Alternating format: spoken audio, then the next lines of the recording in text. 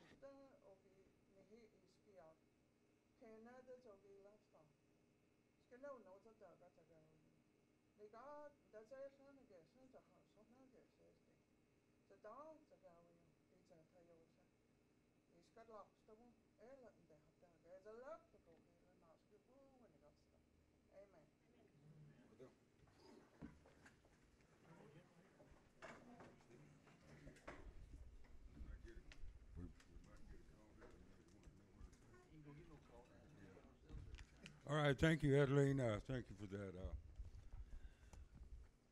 Next item on the agenda is roll call.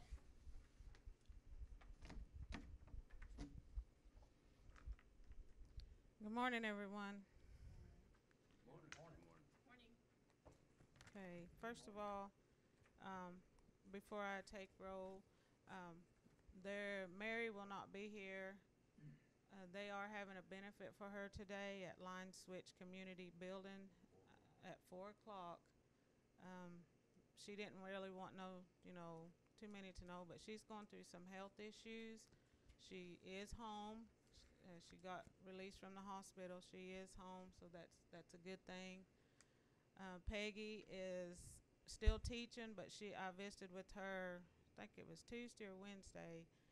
She's down and out with her back, and last night she texted me. She was on her way to Hastings. She developed fever and some more issues, so I haven't heard back from her this morning. But when we did prayer earlier, just keep them in your prayer. They're going through some really tough times with their health. So, but with that being said, we'll go into roll call.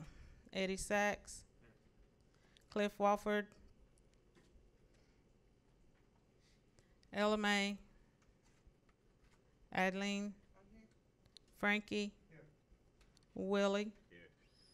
Joyce, here. Peggy is absent. Jamie, here. Charles, here. Mary is absent. Teresa, here. Okay, we have 1, 2, 3, 4, 5, 6, 7, 8. We have a quorum, Chief. We have 8 present. Okay, thank you for that, and please, in all your prayers, keep these council members in your prayer when you say your prayers. The next item on the agenda is item number 4, Chief Address to Council.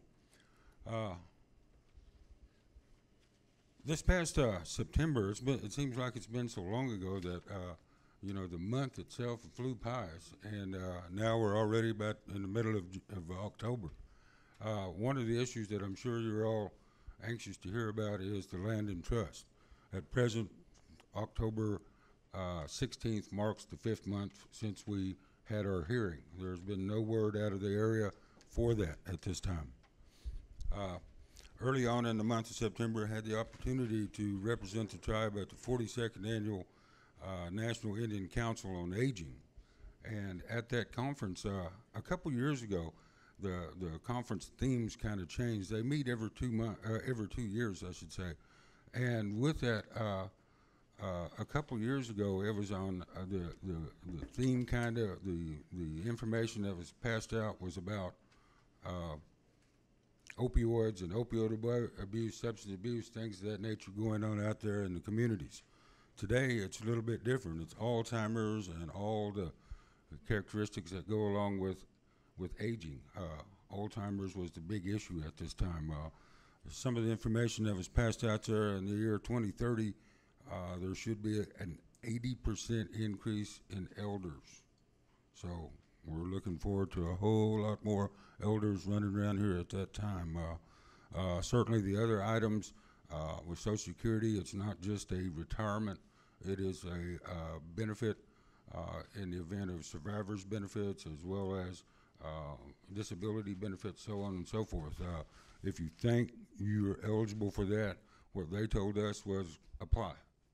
It's for you. You need to do so as elders and things of that nature. They mentioned something along the line that, 20 months ago, we were somewhat apprehensive, or we were looking at the new administration that was coming on board. And at that time, there was in a neighborhood of 60 federal programs that was facing the axe or looking at realignment, readjustment 20 months ago. But today, we're happy to say that Congress and lobbyists and all the Indian tribes together forced that hand. A lot of those tribes did not go away. As a matter of fact, they came back with a little bit more money. So not every one of them did, but we're safe for now. One item I do need to mention, and I certainly thank the Secretary and the staff and all who were involved, Senator Langford's aide, Jeff Underwood, out of Washington, came by, and they did a quick tour and introduction to the United Kituah Band. So along with it was one BIA gentleman with that tour. But anyway, anyway, we want to thank them for that. We signed off on the, this is a little late, but we signed off on the IDC indirect cost rate. It was at 17.99, around that. Unfortunately, now with that, we just got it. We're going to have to turn around and apply again and get a new rate. So that's where we're at with that. We had a visit, the council. The council loaded up. We all loaded up, went to Enid, had a very good discussion with Enid in terms of the possibilities and prospects of gaming. At one point in time, we called for a special meeting. We had no quorum, so we had to hold off until the next time. We held a budget meeting. Was in agreement that we needed to freeze the budget. No more hiring, no more technology, new computers, copiers, things of that nature, software, things of that nature, because we haven't finalized our budget. We had a Oklahoma State Senator Kim David was given an award at Northeastern State University. We were represented there in terms of congratulating her on her outstanding performance, the Senate Majority Whip, as far as that goes. And so it was good meeting with her and visiting with her. She is a native of Wausau. And so that's something we look forward to, building relationships with the state government as well. We have had a busy September leading into October. Our 68th annual celebration was held last weekend. We went through without a hitch, so to speak. We did have to cancel the parade, although because of the weather, although it didn't steer us all away. So we did have a good time. We certainly thank all the celebration organizers. Travis was a big part of that, and everybody who partook in that. Thank you very much. It was a success. And with that, we'll go to item number 5, the approval of the minutes for the month of September.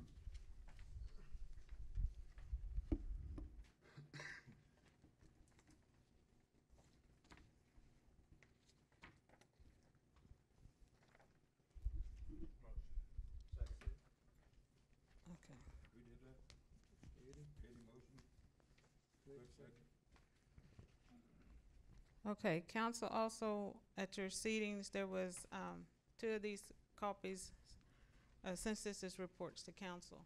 These This is a questionnaire as we attended the transportation safety meeting with our transportation Tony Workman Thursday. And this is a questionnaire that needs to go out to your districts, as you can put, the explanation was like low water bridges, that when we get an extensive amount of rain, that they wash out. A lot of times the buses cannot cross to go and pick up students. You can't go to work. So if you can get people out there to fill out to answer these questions with their concerns in their community, they can come back. I need these by the 19th, and then I will give them to the roads department, and then they will put those in with the lady that was present. I think her name was Pamela Journey, was her name. So these are questions that can be answered out in your districts, and then they can be brought back. Assistant Chief was in there too, so it sounds real good. They just have to get it on their, what was that called? Their plan on the roads. Yeah, the roads plan. So, but if you can, just inventory. So if you can, just get these answered and have them turned in by the 19th, so I can forward them on to the Transportation and Roads Department. For this month? Yes. So.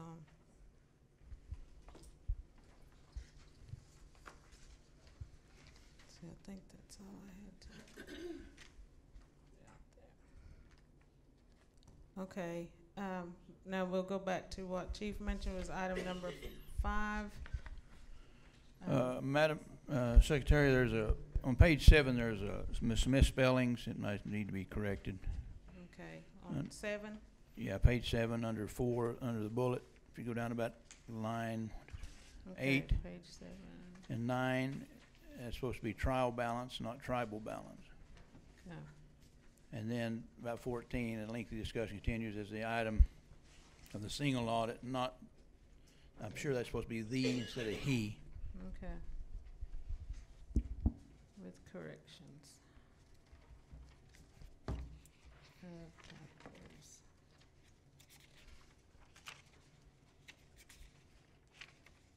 So you said the one on number 7, and which was the other one? Same page. Same page, all on the same page by the bullets. And they're Line 8, typos. 9, and 14. Yeah, typos. Typos. Okay. Okay, we have a motion by Eddie, a second by Cliff, and it's to approve the minutes for the month of September 2018 with the changes, or with the corrections of the typos. And I will call for vote. Eddie? Yeah. Cliff? Yes. LMA is absent. Adeline? Frankie? Yes. Willie? Yes. I vote yes. Peggy is absent. Jamie? Yes. Charles? Mary is absent. Teresa? Yes. Okay, motion carries. Thank you.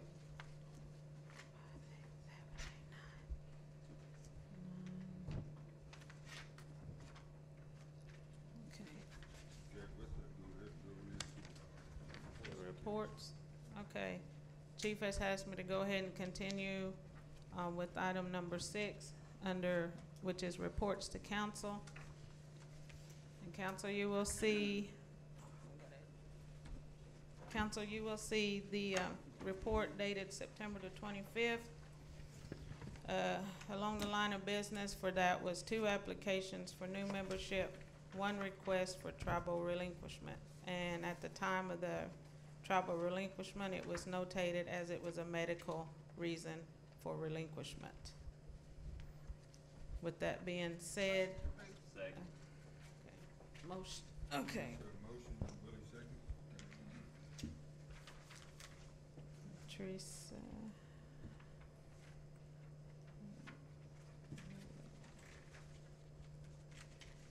Okay, council, that's my enrollment report for item number 6, with a motion by Teresa, second by Willie. I'll call for vote. Eddie? Yes. Cliff? Yes. LMA is absent. Adeline? Frankie? Yes. Willie? Yes. I vote yes. Peggy is absent. Jamie, Yes. Charles, Mary is absent, Teresa. Yes. Okay, thank you, council. Motion carries. Okay, next is the financial report. As you all are aware, LMA is out for a couple of weeks. So she has given me the financial report. And within that report, if you'll see, and her usual format is to outline the cost or the expenses and then the revenue. Under September, we have the total revenue at $39,901.05. And as you'll see, the usual is salaries, council stipends, just along the line of the celebration, all events that took place out. And then within that is the total expenses, and it says under September is $182,394.36, with the cumulative net is it over of $262,733.15. But the net revenue would have is under $142,493.31. And at the bottom, you'll see the graph of the numbers. Along the line of that, first of all, that's the report to the council. All those in favor of the financials that were produced today, I just need a showing of your right hand. I make a motion that we table this because she's not here to answer any questions that we might have. Plus, we haven't approved our budget, and this does not match our budget, what she presented to us during our budget meetings. Okay. Teresa? Hold on. Oh, sorry. I make a motion that we table this because LMA isn't here to answer any questions for us if we have any. And then also, these numbers don't match what what was presented to us in both budget meetings. So none of this matches. I Okay. second that. Okay, usually we just do a show of hands, so all I'll do is just have a raising of the right hand to table. No, Oh, she, Do okay. what? I got objection. Okay. If it's an equivocation of the actual budget that's taken place over the last month, then I don't understand what the problem is. We just have to pass the budget as stands. That's what I mean. None of this matches. Right, because last month's, the balance was 426,000. And the minus is 142,493. And so, and the previous month before that was 396,000. So none of these are balancing out, and we don't know what actually we have because we haven't even had a single audit like we've been asking for. Right. So people, I just want you all to know that it's not balancing out, so I can't vote for it, okay? One of the, just as an explanation for that, yes, is we're going to see different balances per month, yeah, because we're spending, we're bringing in, we're spending. You're going to see different balances. Yes, of As course far that as happens, the but s- it's, as the far numbers as still are not The single balancing. audit, that is underway. That is being done as we speak, so we're moving forward to that. We can do that, we can table that So can we until just the table discussion. for this month until next month? If you get a show of hands, yes. Okay. Yes. Okay, council, you've heard the explanations for the, to table and not accept the report for September. So with the showing of your right hand, we'll use that as justifications. All those in favor, raise your right hand. Okay. Okay, we will table the financials reported for September.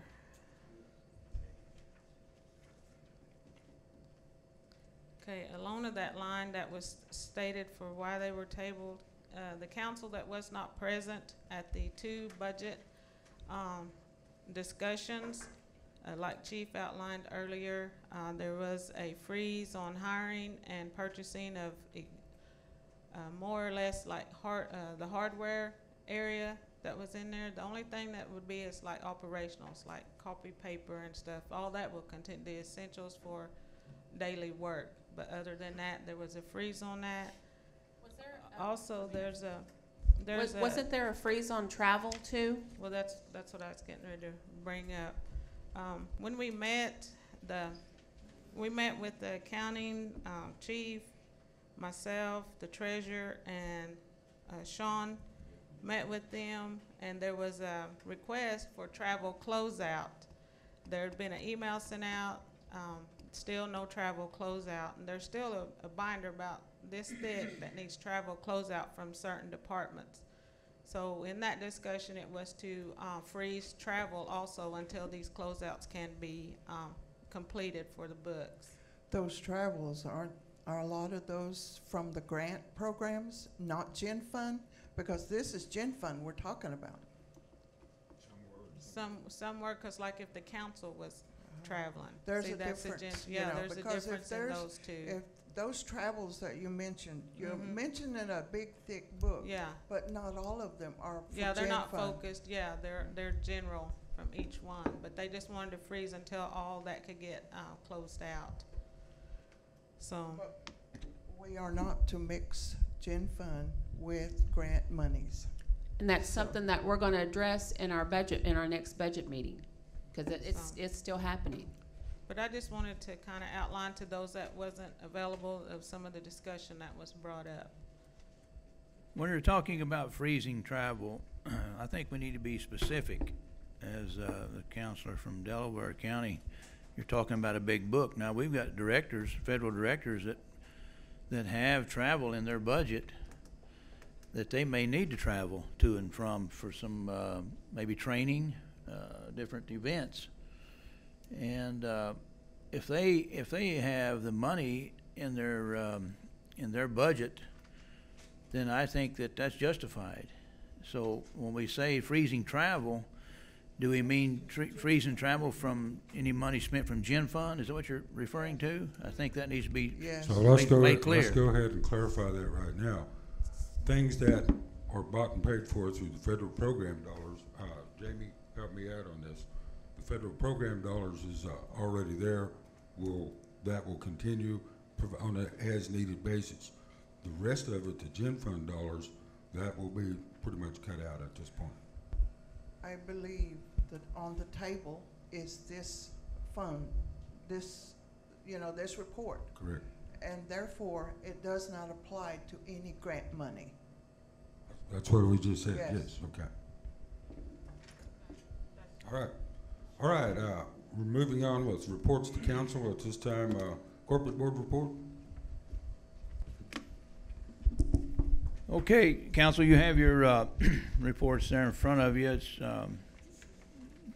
tried to be condensed a little bit so we can move on. The corporate board met for the September meeting on October the 1st due to a conflict on the last Friday. We had some corporate board members that attended an event, and we'll talk about that on down the line there.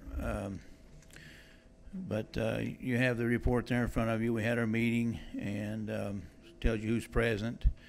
There were some business proposals presented. A says Fishing Hawk and Duff about some business. They have a electronic lighter that they have invented, and they brought it before the corporate board to take a look at their invention and see if and I want to keep in mind that this is a Katua that owns this company. And so they wanted to present that to us to see if we'd be interested in maybe helping them get their business off the ground and partnering with them. Who is it? Beg your pardon? Who is the Katua? Yeah, I can't remember. Lawrence Fishing Hawk. And I can't remember the Duff's first name right offhand. But anyway, I didn't know the electric lighter business was so lucrative and so big until they introduced some information about it. Apparently that's a pretty good sized business. But anyway, they're going to come back with some business plans and things of that nature to look at. Fred Mentor from American Capital Group presented information about Arkansas gaming. I don't know if anybody's been keeping up with any of the information on the news and what's going on in Arkansas. Arkansas, I guess it'd be their citizens will vote on a referendum to approve Class 3 gaming for as casinos go in their state coming up in November next month. And this gentleman here is from Oklahoma City, but they've been trying to get casino gaming in Arkansas for quite some time now, apparently.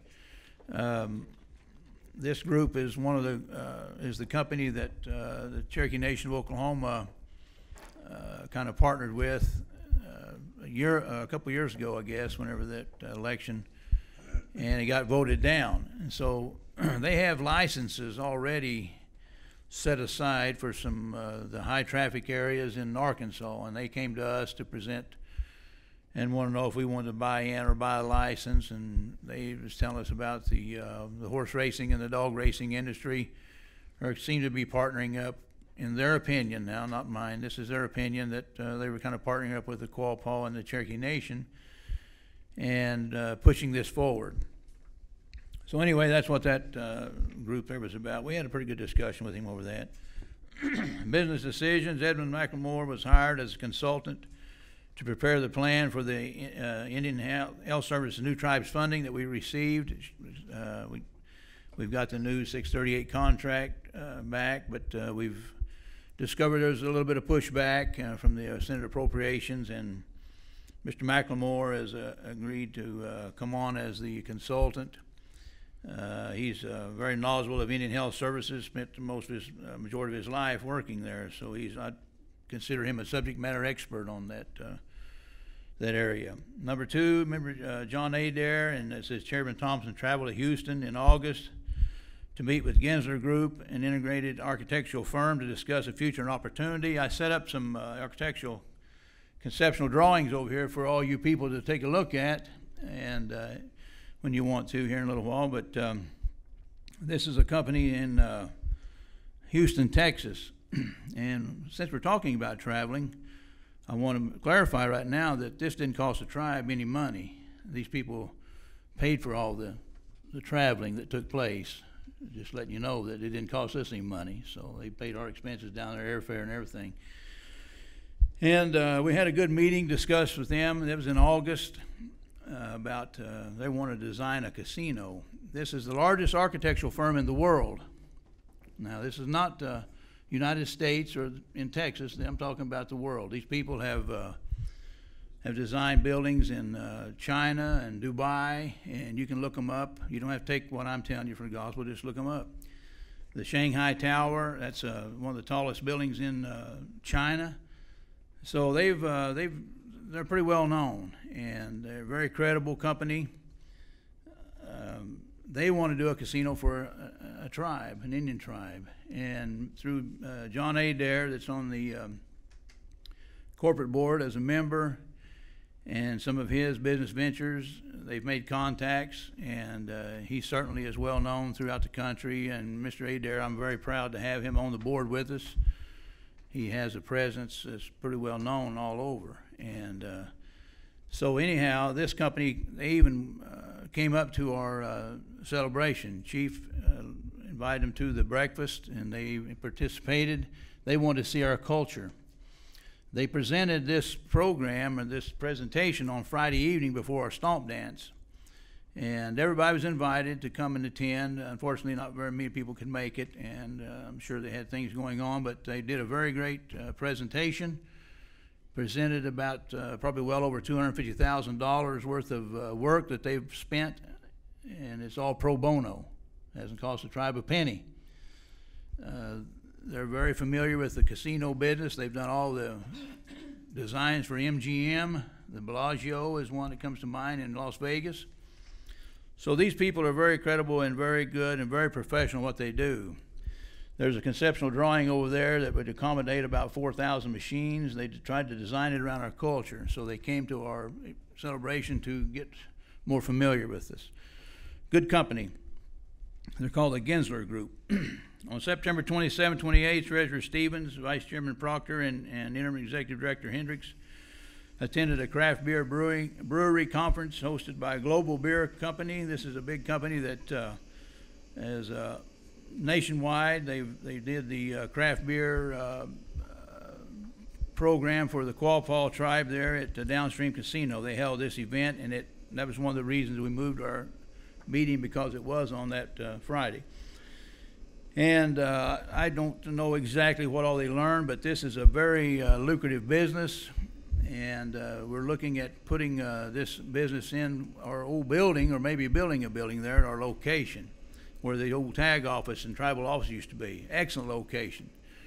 Now, I will say this, that the owners of that company, the president or the founder and one of the marketing representatives, came to our location and looked at our location the week before this event took place in Joplin at the Quapaw, and they were very impressed with that location.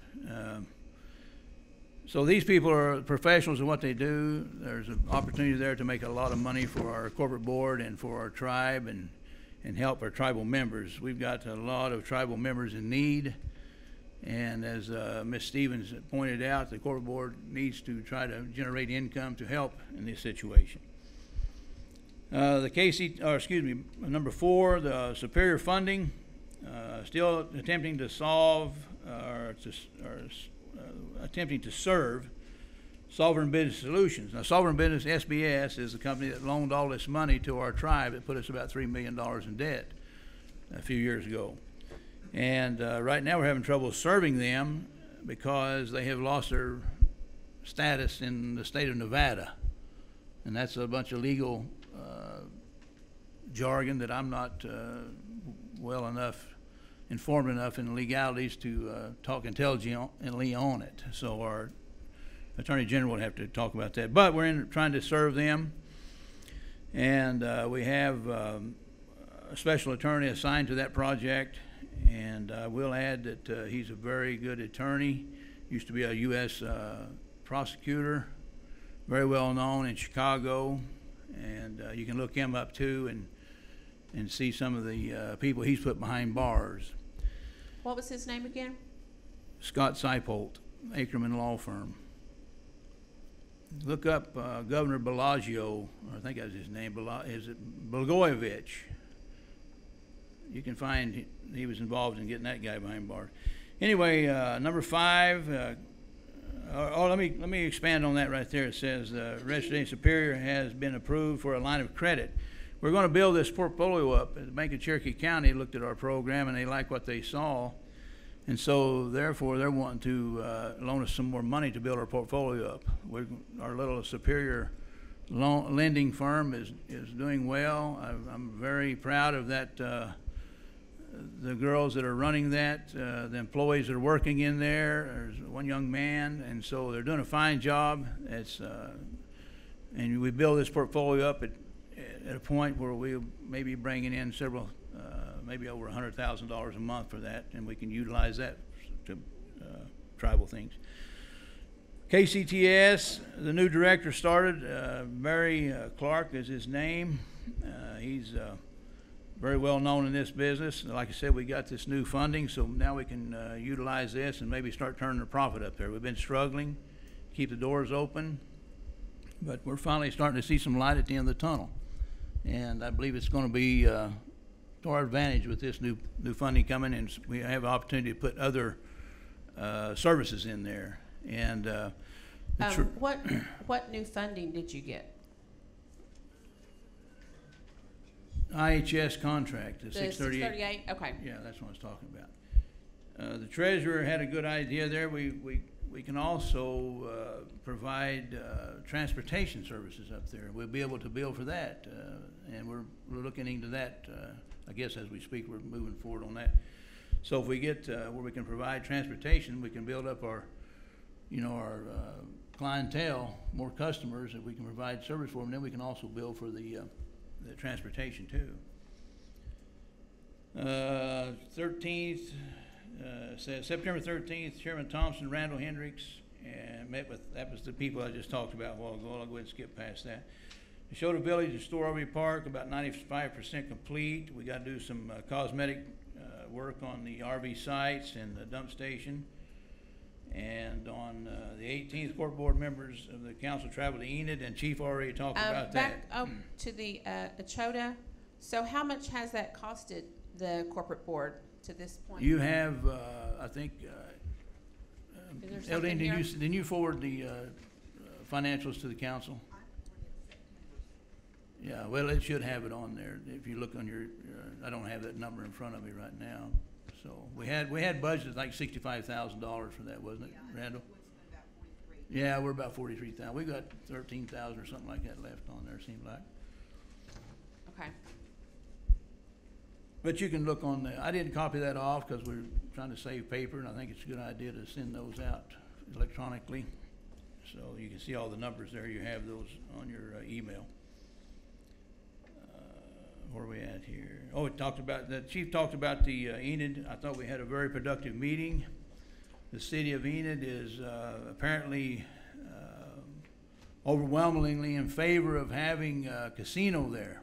The people did about 3 surveys, and each survey overwhelmingly was approving a casino to be in Enid with the UKB. We're in the process right now negotiating some payment in lieu of tax. Excuse me. It's all about the money. When we're down talking about the money, that's when I like it, because we know we've covered everything else. Excuse me. Go ahead. Last Tuesday, the city of Enid was supposed to vote on that. No, they didn't vote on it. They didn't vote on it. They're waiting for us to come back with. Counter proposal? Well, they want to see how much money we want to give them. Oh, we told them that. Like I said, when you're talking about the money, everything else is covered. So right now we're just negotiating numbers for payment in lieu of tax. Go ahead. You mean after the casino gets going, it's... Yeah. I talked with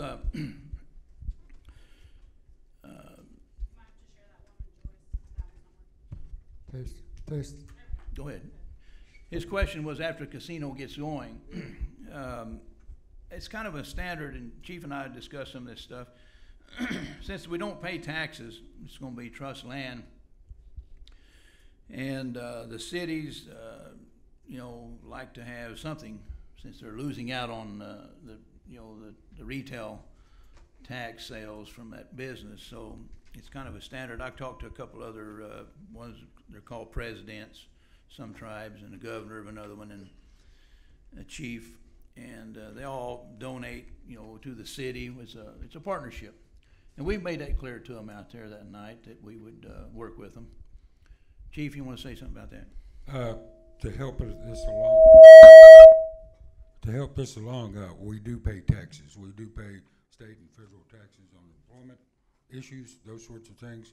But the other side of it is property tax, and that's where ad valorem. No, we don't do that because the land is in trust. Now, what normally happens is folks make it come to an agreement for the services that the city provides, the sewage, the water, and so on, blah, blah, blah, police protection, medical services, those sorts of things. Yeah, we help, we put in a little bit to help offset their expenses as well. So, yeah, we need to look at that and be a good neighbor with that. We talked about improving on their, baseball diamonds and things like that. Isn't that what we talked with them about? Yeah, those are some things that we talked about as well. It was an infrastructure agreement. What they're looking for is like an ongoing tax, and we don't have to. But like Chief said, it's a gesture, I guess, a good faith. And I talked to one president of a tribe, and what they do, if they're their little city where they're located, is they give money to the school, to kind of help the school out. They buy maybe a police officer car or something to that effect. And so, as I said, we're in negotiating right now. When we're talking about money, then we've already covered everything else. So it's just a matter of working out the details, and then we can move forward.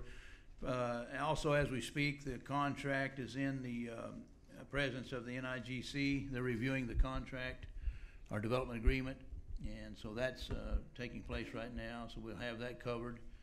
And then they're working on the Section 20. The developers are, they're paying for that being done. So we're moving along with it. After we got a busy week next week. I can't remember those meetings. What they're for Texas and Oklahoma tribes. There's a meeting in Tulsa for that. I'll be attending that Monday and Tuesday, and then one in Ponca City or Red Rock, I think. It's a Native American Chamber of Commerce meeting. We're going to be attending that. We're not flying, just driving. So, or maybe hitchhike. I don't know. Depends on how much money we got left, but we're going to get there. I'll tell you. Flying right now, into Red Rock. All right. But anyway, that concludes my report, and I'll be glad to answer I questions. just have a question about the rhino skin. It's been a couple of months since you said anything about that. What's the status on that? We found out that rhino skin has been operating at full production, and so that is actually beneficial for us. So they've been served. It's just a matter of going to court. Our attorney did let us know that they was kind of wanting to settle. So as I said some time ago, that there would be one of three things happen. They will either want to come to the table and renegotiate their agreement, or settle with us with some interest, or we'll own the whole company. It's just that simple. So that's kind of where we are right now, waiting to see what the attorneys work out. When's the next court date? Do you know? I don't think they've had a court date set yet. So. They just finally got them all So served. it's just been filed. Yeah, it's filed, and they served the parties involved. You have to do that process. The wheels of justice turn slow sometime. Most people that's ever been involved in courts know that. So, unfortunately, we don't do it like we used to a couple hundred years ago. Any more questions? Yes, ma'am. Got one from the treasurer. I just like for you to explain what John told us about the casino that he brought those people in for, that how much it would cost us. Okay, how much it would cost us, or how much it would cost to build that facility? No, how much, because John said in the meeting, I'll just, Go ahead. John said in the meeting that we had, that it would be little to no cost to us. That's what I was blown away from. This facility that you see, that I put those posters over there on, and I got a book right here that I'd like to, anybody wants to take a look at it. This is also a booklet that they put together, and you people in the audience out there are certainly welcome to look at this. If anybody's interested in seeing kind of what's going on, this is a professionally done opportunity here. Most of the things that are brought to us, they want us to invest in them.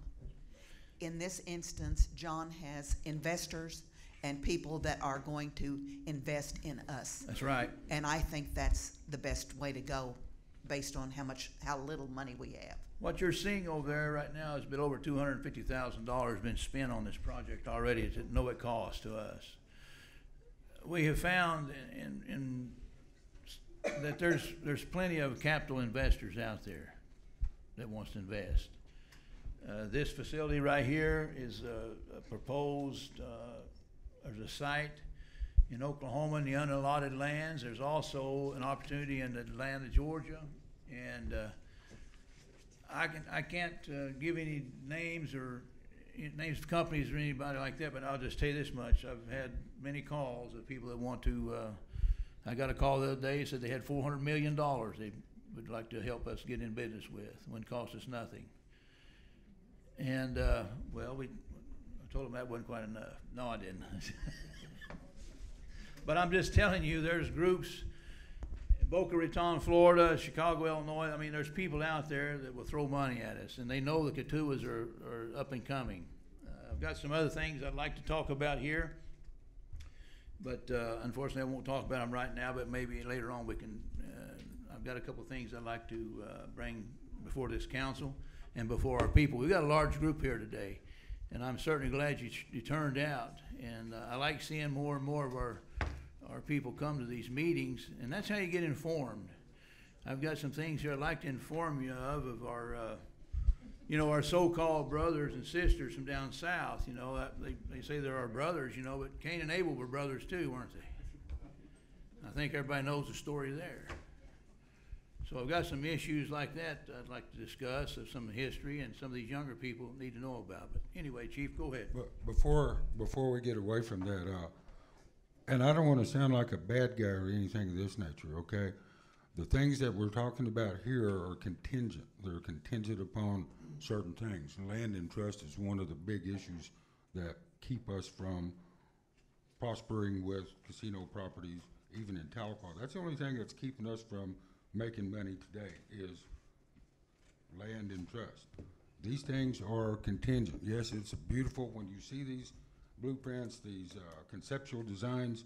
It looks like anywhere in the neighborhood, I would take an educated guess to say $300 to $600 million property. So that's what you're looking at, and it would be totally tremendous if land was in trust for us. So I don't want to get your hopes up. I mean, I do Chief, want to get your Vine. hopes up, but there's May- some issues, yes. Yeah, may I remind you what Kason told you all when y'all went to go see him in Washington about the Enid project, Mhm. about the trust status And on I that? always say, seeing is believing. When we see the document signed, and But we he will, said, yes. he said, send it to me. I will sign it. We're getting them ready.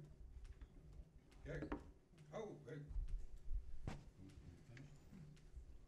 All right, with that, we'll move on to item number 7, public forum. 4 minutes. I want to remind you, if you are wishing to speak in public forum, we'll have 4 minutes in which to address his or her topic. Okay, first person. Okay, council, we do have some individuals signed in for public forum, and we'll begin with the first one, and I'm hoping I'm saying her last name right. Sharon Benoit. That's Benoit? Benoit, okay. Okay, right, yeah, address your issue. What is your topic, dear? Do what? Your topic that you want to address? My to the topic basically is health care, Okay, and that is my profession. I'm a nurse, and Kenwood is close to my heart because I did a lot of diabetes education at the J Clinic for 3 years.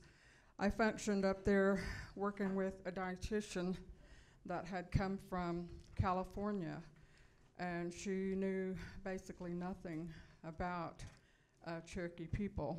And I speak the language, and so they asked me to come from Hastings to work with this dietitian, and I worked with her for 3 years. But in the process of doing that, I have learned over the years, I've been a nurse for 40 years, and I have worked with American Indians, working with IHS, and then working with the Cherokee people at J. Some of the issues confronting our people, not only Katuas, but basically American Indians, one of the biggest problems is our lifespan is very short. And that is due to diseases like diabetes that is rampant and that is in epidemic proportions.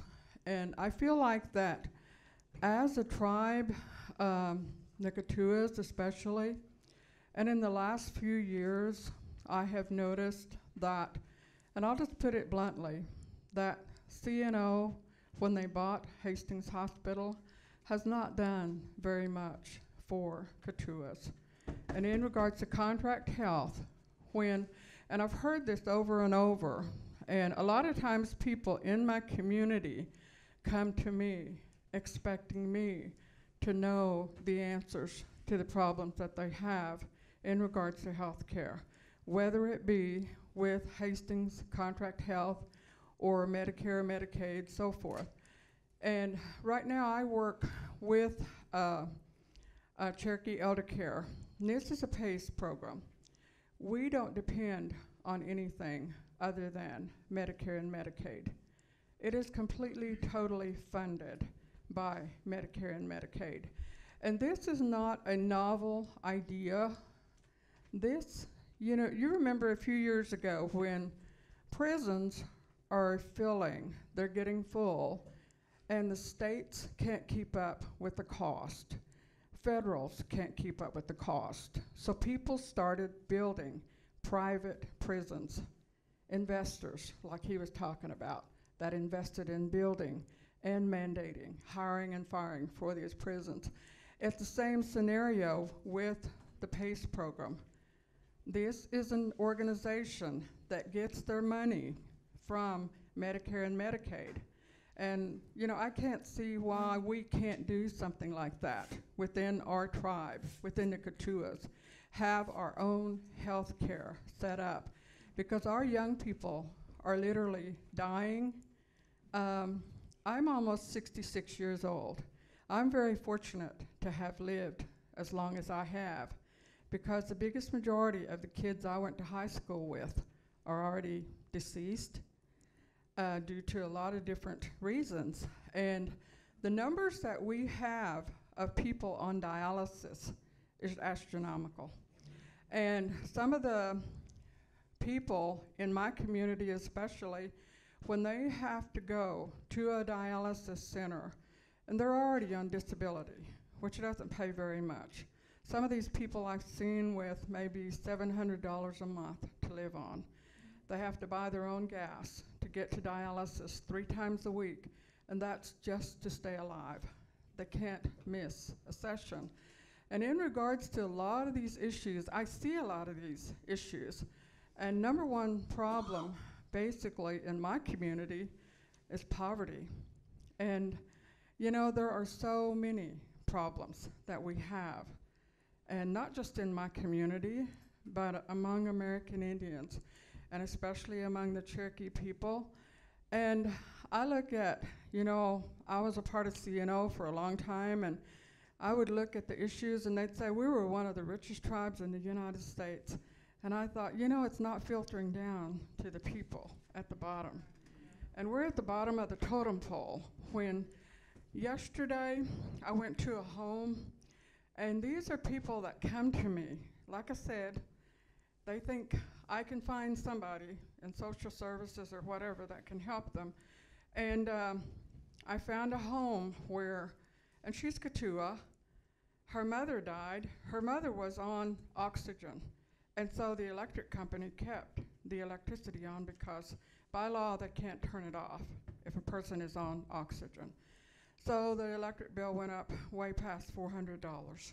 Okay, and in regards to that, the mother died. So when the mother died, the electric company immediately came out and shut the electricity off. And so the girl that was living with her went to the electric company to try to get it established in her name because she inherited the mother's house. This is a Katua trailer. The electric company would not turn it back on, and they have their laws that if an old electric bill is owed and you move into a house, you can't get that electricity established until you pay that old bill. So that's where they're at. Yes, and so what they're doing is they're using electricity from her aunt's house. Okay, Mrs. Benoit, thank you. In all fairness, Yes. To the other ones as well, Yes. we appreciate you bringing that to us, no And doubt. I'll We have go on seen and it, on. I'm yes. sorry, I'm Thank kind of you. long-winded. But in regards to the health issues, I think there are a lot of things that we could do positively if we, you know, just put it up there. Thank you. Thank you.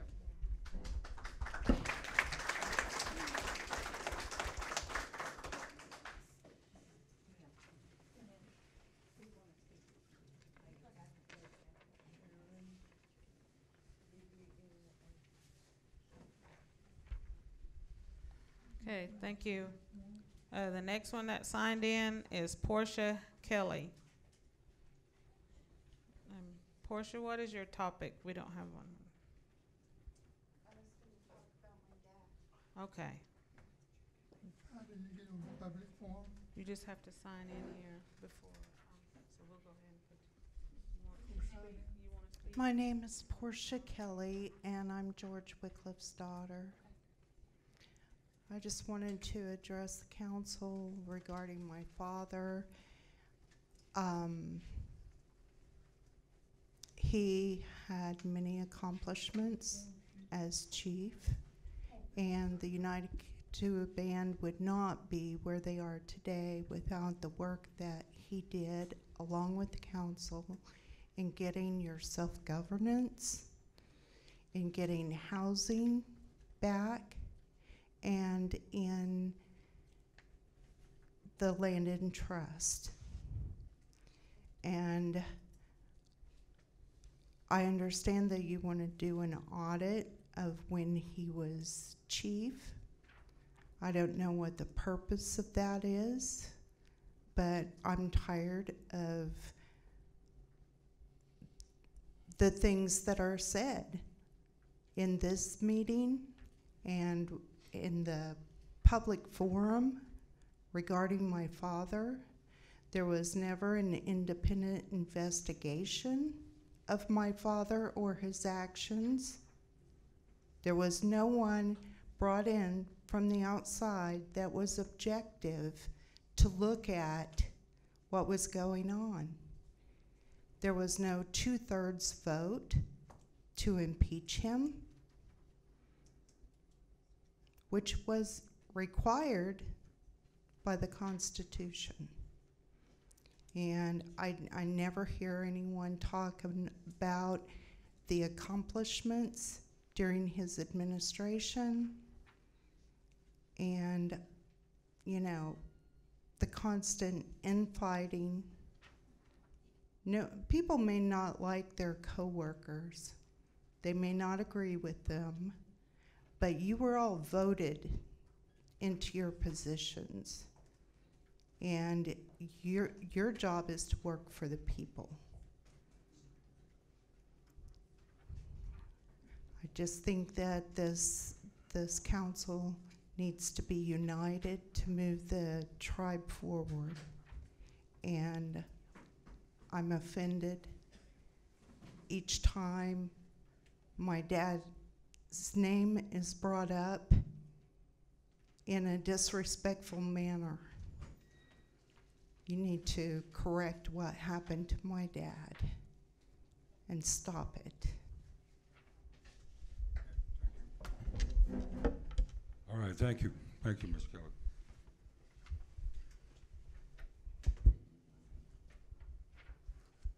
Okay, I'm going to take, on the 3rd to sign in, I'm going to take a guess at this. Is that? Yeah. Is it Justin? Okay. Is that's you, right? Number 3 here?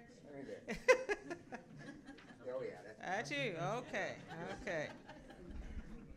All right, mine's real simple. It's jurisdiction. Jurisdiction? Yeah, November the 8th, 2017, the 10th Circuit Court of Appeals on Patrick Murphy case said the state of Oklahoma had no jurisdiction over any Native American that was federally recognized from a tribe, you know. Now, we're paying taxes, everything else is, and this is strictly on me. I'm paying a lot of money to Delaware County, which I should be paying to this tribe. They have no jurisdiction over me or any other Native American. We still got 14 counties that's inside our jurisdiction. November the 8th, 2017, this was sent down from the 10th Circuit Court of Appeals in Denver, Colorado. They found that they failed all 3 tests of the Solomon test. They failed to meet the burden of proof to show that they had jurisdiction. They granted them a rehearing, but since then, state of Oklahoma is going on like they have been. And I'm sorry if I upset you, but we do need an audit. We need to find out. Yeah. And all the council members should be glad to have an audit. Yeah. And I'm sorry, but I'm making mine short and sweet because I got to go work.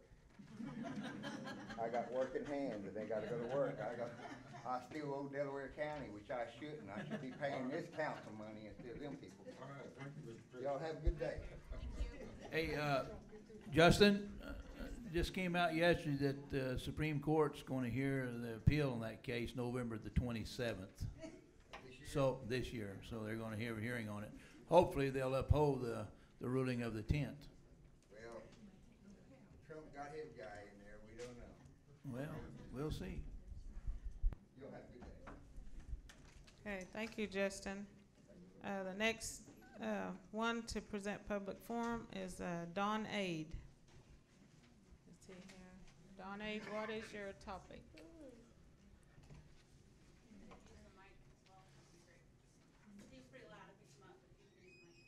I can't hear you. Yeah. I may not need it. Hey, Dawn, would you give me a topic for your presentation It's about some documents. documents? Yeah.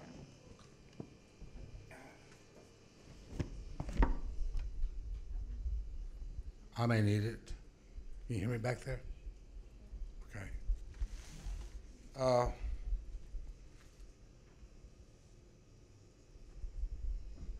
I am asking all of you, specifically the chief, for a signed official copy of the Katua Preference in Employment Policy that was passed by the council, and it was signed by the chief. And for some strange reason, I can't get a copy of it. This is my third or fourth attempt to try to get a copy of it through different channels. In fact, this should be posted on every doorway of the UKB complex, in my opinion. It's very clear that exclusive Katua members will be given preference in employment in the UKB. And I also would like a copy of the signed policy statement on equal employment opportunity, which was signed by Chief George Wycliffe prior to his leaving office. For some reason, I'm not able to get that one either. These are not secret documents, folks. These are public documents passed by this governing body. And I intend to pursue this as far as it needs to be pursued to get some satisfaction. I intend to show this council, this body, is in violation of its own laws. And I intend to show that when the council passes a law, which is what that is, this is not signed, this policy became law once you passed it, once you voted on it and passed it. You with me so far? Okay? Even the council is subject to its own laws once it enacts them. You can't violate the very laws that you've passed. This has been going on. And I intend to show when it happened, who it happened with, and how it happened.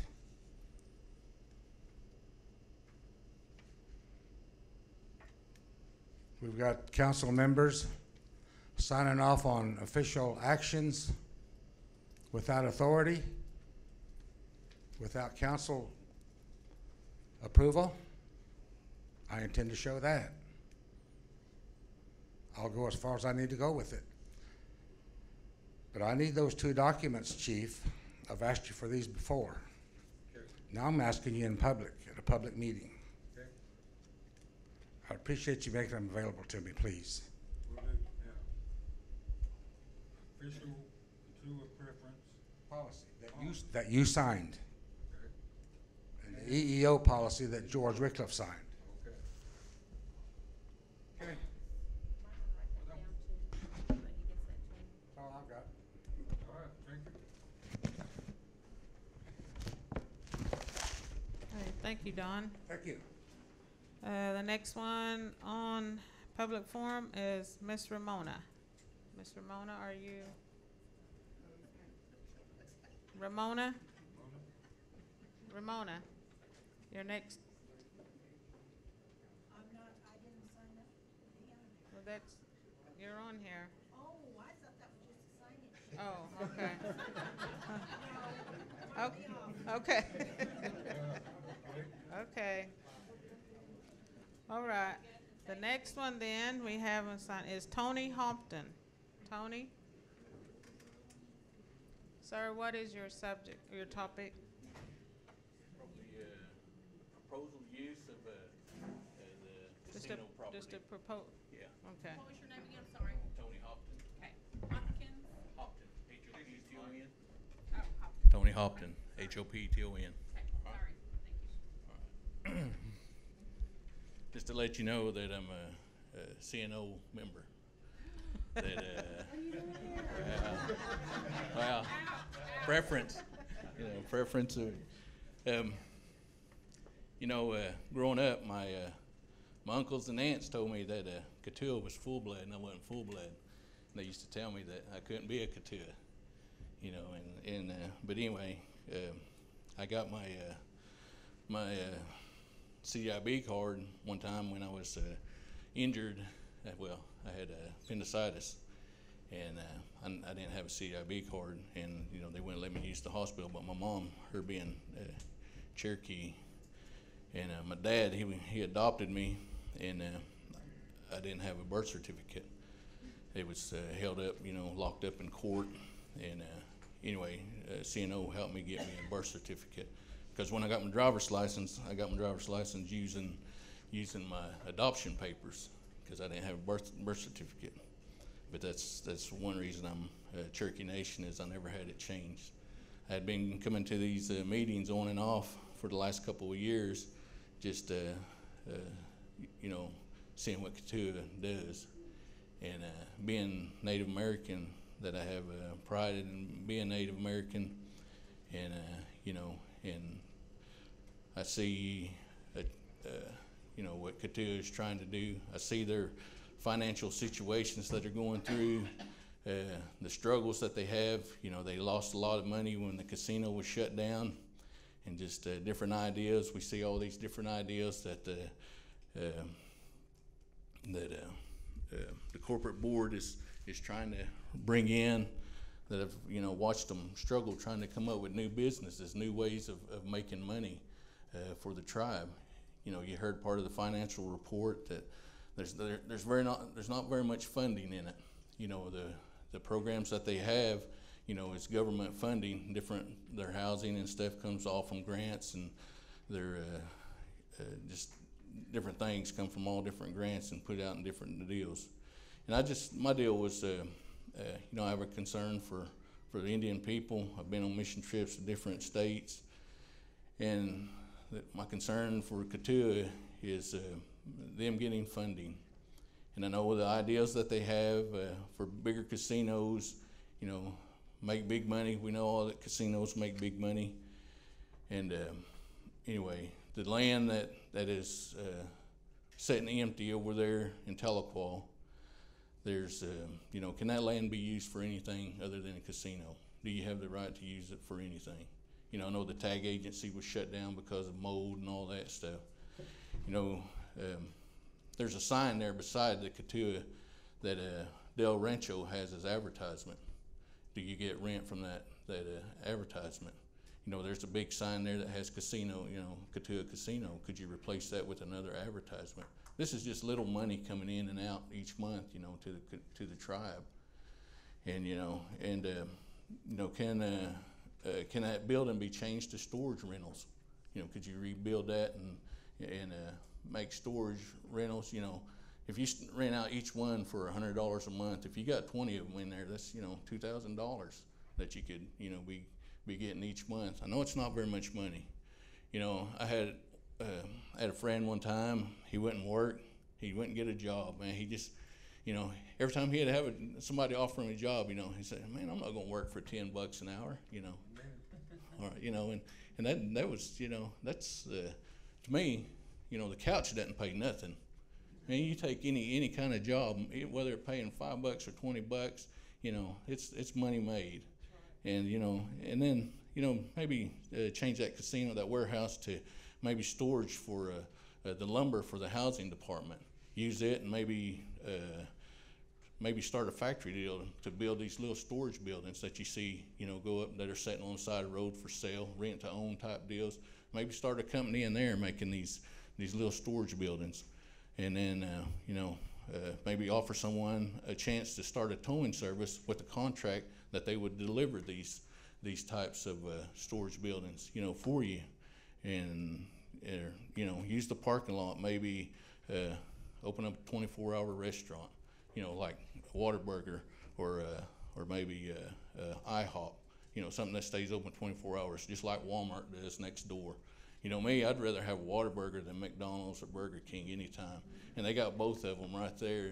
And that's more of a burger to me. But these little businesses just like that, I know it's not the millions of dollars that a casino would bring in, but it's little dollars, little businesses. It would give jobs to people, and like Don was saying, CATUA preference, if you wanted it on there saying CATUA preference, yeah, that means they'd rather hire CATUA first. It doesn't mean that they have to hire CATUA. It just means that, hey, we're going to hire carpenters to build these things. We're going to, hire, CATUA carpenters. We're going to hire CATUA people to work in our, buildings or whatever. But, and everybody knows, location thrives, a business will thrive from these locations. And being next to Walmart, Christmas coming up, if you had a restaurant there, man, when people get done shopping, they're gonna come over and get a hamburger and get waffles or whatever. But anyway, with Walmart right there, that location, that piece of property right there, man, it's worth a lot of money right there. It's for any kind of small business. We thank you for that. Thank you very much, Mr. Hopkins. That's a good suggestions there. That's more for the corporate board than the council. Excellent. Thank you, sir. You got CATUA members in your household, right? Yes, I got all my uncles and uncles and aunts, cousins. Yeah, Yep. I know. We'll go ahead and let you become a CATUA. Show me some good stuff. All right, thank you, Tony. The next one is Debbie Rogers. Debbie, what is your topic, please? I have a couple of questions for the CAB board and then a couple of issues about medical. Okay, just question. I'm just gonna talk real quick. I've got 4 subjects. Okay, first of all, to bounce off of Sharon Bonneau, I'm also too am interested in the health care that the CATUA tribe receives. I'm CATUA as well. And what I've seen in the community is that the medication that's provided, the metformin, is not working for our people. I would like to see a study, if there's any way we could do a study to show that this medication is not helping our people. I believe it's hurting our people. It's not meant for our tribal people. There's a lot I could say about that. And then I would also like to see it be mandated that when a person applies to be a member of a tribe, the Cherokee tribe, that they are educated and told that they can either be CATUA or CNO. And I would like for CNO, it be mandated that CNO provide this education before they decide. I speak to so many people that don't even know about the CATUA tribe. I'm one of those people.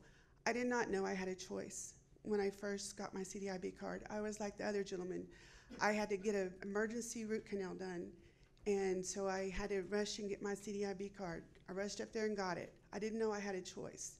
I would like to see that be mandated, that each person is educated, that they have opportunities to decide which tribe if they're eligible. For the CAB board, regarding the electric lighter, does that person have a patent on that lighter? Okay. And you said you were working with the largest architectural firm in the world. What's the name of that firm? Gensler. Could you spell that? Their name is on there. It's on those over. Okay. All right, I've got that.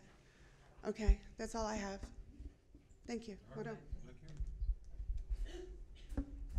Okay, thank you, Debbie.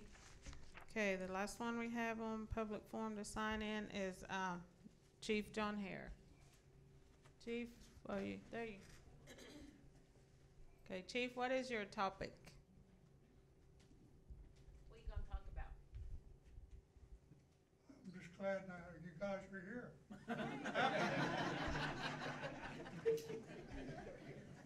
First time I said, yep, still going on. There's as low as come. or see you down there, as I like you to see. I'm happy to be that you guys are here. Kalieli Giuseppe. Guess how is there? You go there's a loska. He's on your kustan in the garden. You get lost. Some I see some familiar, some faces that may not know me. I'm John here. I spent a continuous 23 years on this council. I'm a product of Kenwood, Sequoia Indian School, 13 years in military service. I'm proud of the history I have with the Katuas. I came out of the service, CNO, Katuas meeting. I attended both. UKB had a document that was ratified by our people and the government. That's what made me join the UKB. And I have been a UKB member since. I will die a UKB. Amen. But I'm happy, I was sitting here listening to all this meeting, in particular, treasure. God knows that is gone. Our treasurer back in our day didn't have a very big job. All they had to do was reach in that hat, count that money. And they kept our monies most time in a Bull Durham bag. So I've come a long way. I've been happy with the tribe this year. Past year in April, I passed my 86th birthday. And daily, I thank the good Lord Amen. for allowing me to walk this earth.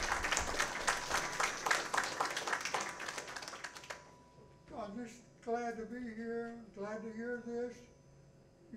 I consider that we're in good hands. I support you 100%. I will till God brings me on. We've got a lot of good things going.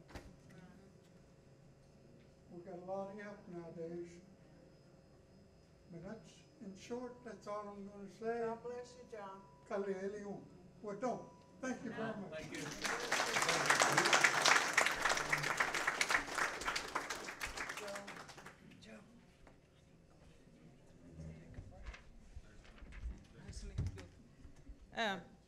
Council, that is all the ones that have signed in for public forum. So council, I'm going to leave it up to you. Do you want to take a little bit of break and stretch your legs and get up for a minute and walk around and come back in about 10 minutes? Yes. Okay. We'll recess for 10 minutes.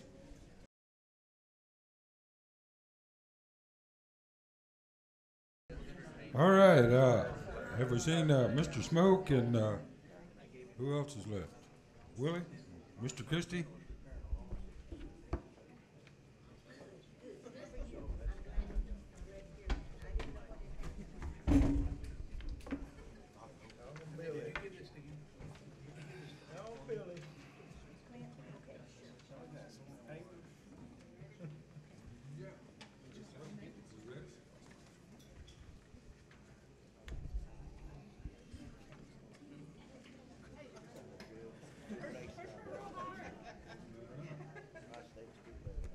Okay, since we're all back together again, we'll get this started. I call the meeting back to order at this time.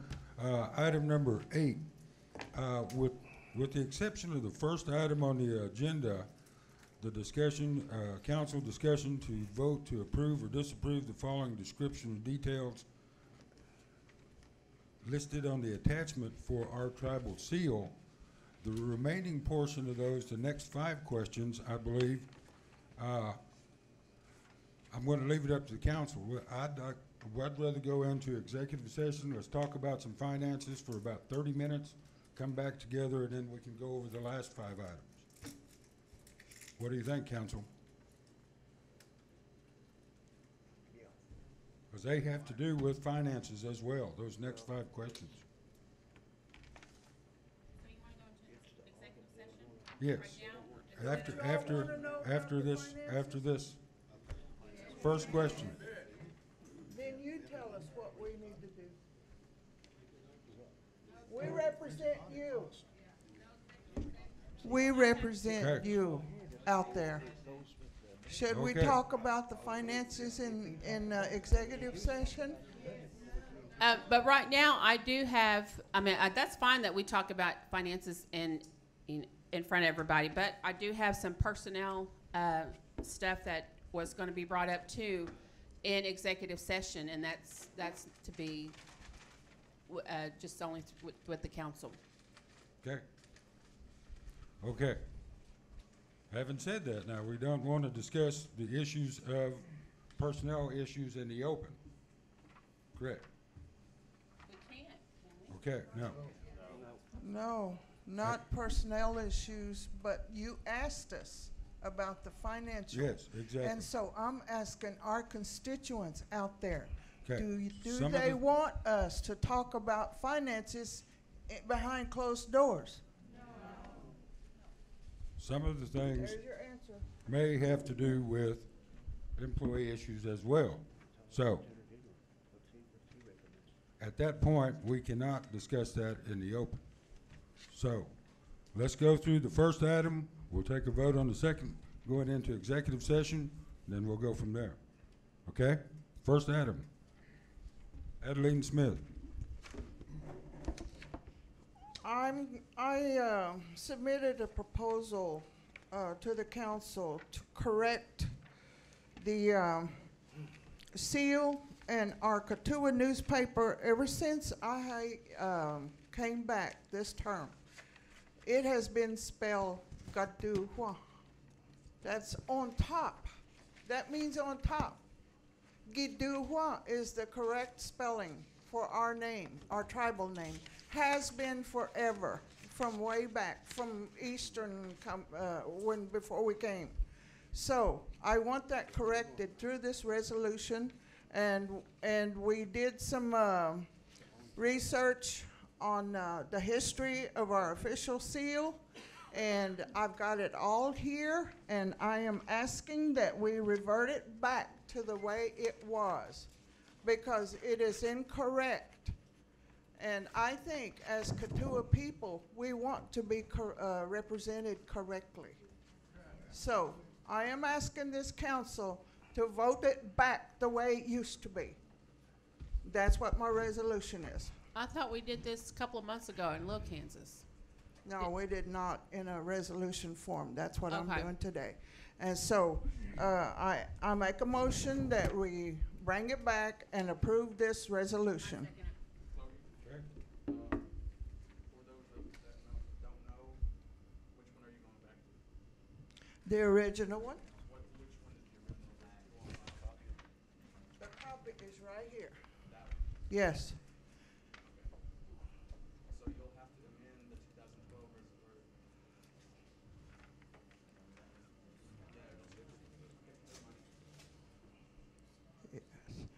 This is what it was from way back, from John Hare was chief, when Jim Gordon was chief. That's what it should be. So. Okay, we have a motion. No, because they're the original. Okay, we have it. All right, we have a motion made and seconded. Adeline made the motion to revert back to a seal and wordage, back to John Hare and Jim Gordon days. Okay? With that, I'll turn it over to the secretary. Me.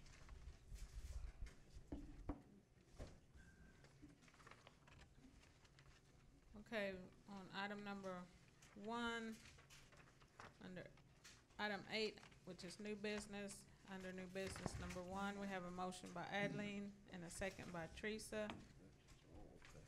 to read, to approve or disapprove the following description and details listed on attachment of our tribal seal, which you all have a copy of all the information that Adeline just went through. So I will call for vote. Eddie? Yes. Cliff? Yes. Okay, LMA is absent. Adeline? Yes. Frankie? Yes.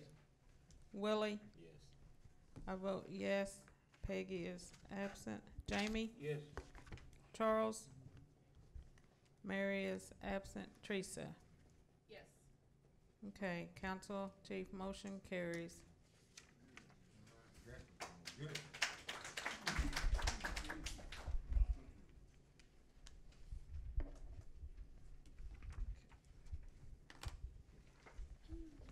Chief, before we move into the next item there, if I may, I'd like to have permission just to expound just briefly on what Chief Hare gave a reason why he joined the Katuwas.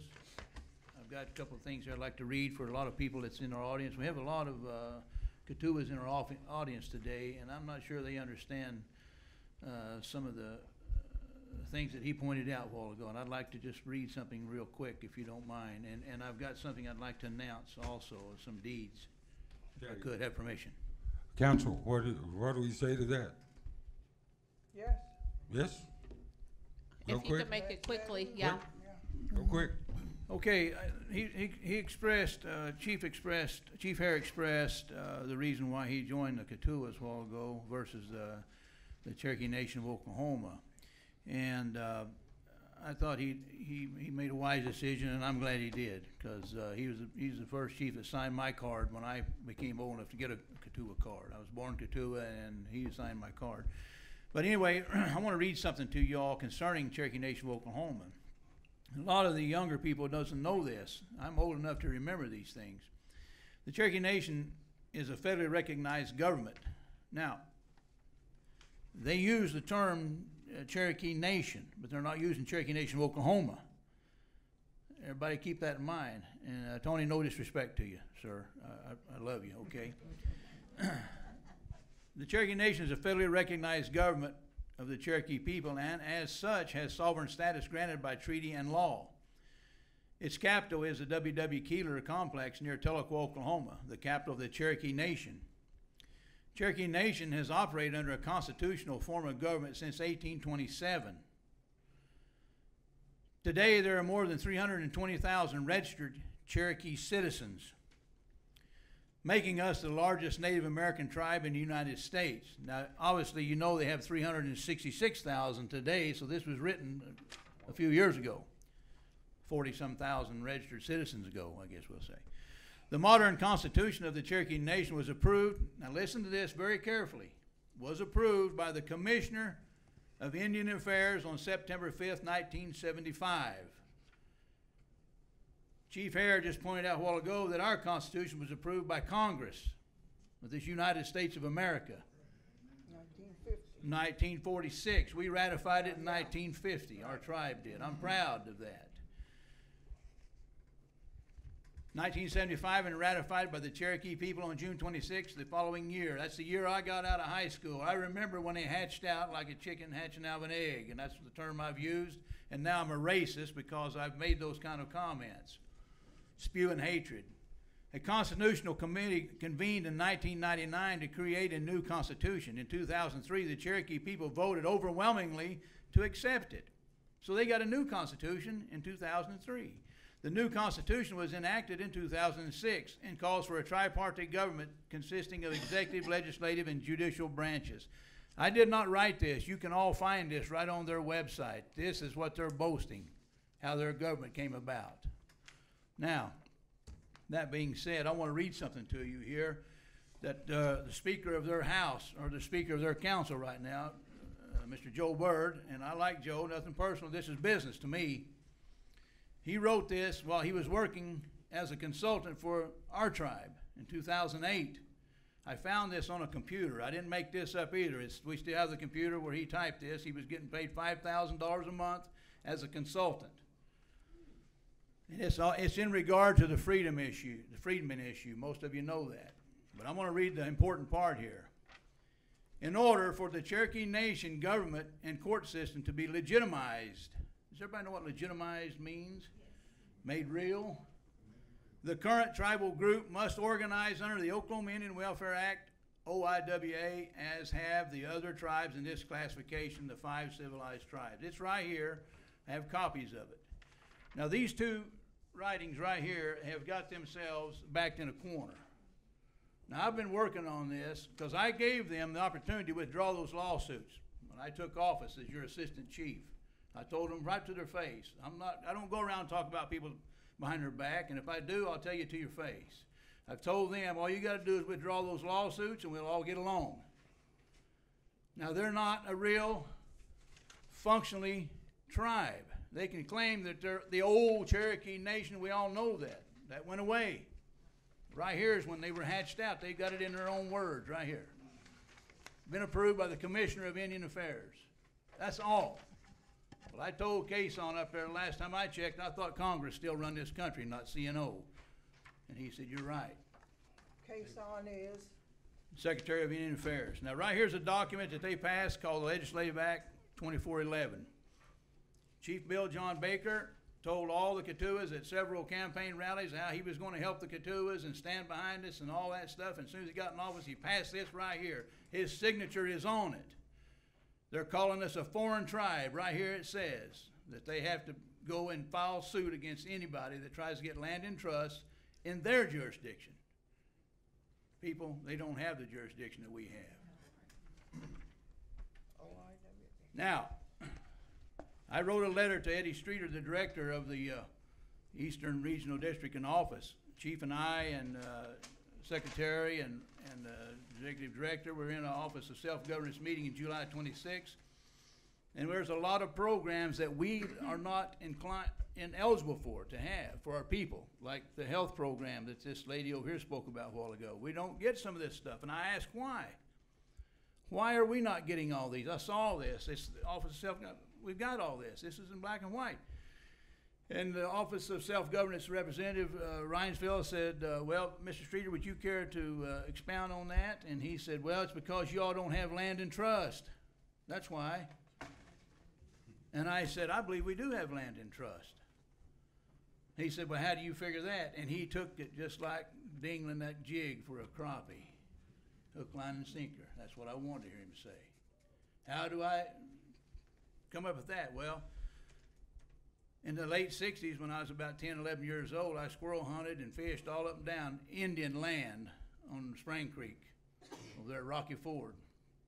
I'm sad to say that when I came through there a while ago, I saw a big oak tree that I probably shot no telling how many squirrels out of that tree. It's fell over into the creek now. It's gone. But anyway, that was Indian land in the 60s, and when I got old enough to drive in the early 70s, we found out we had thousands of acres of Indian land all around this area here.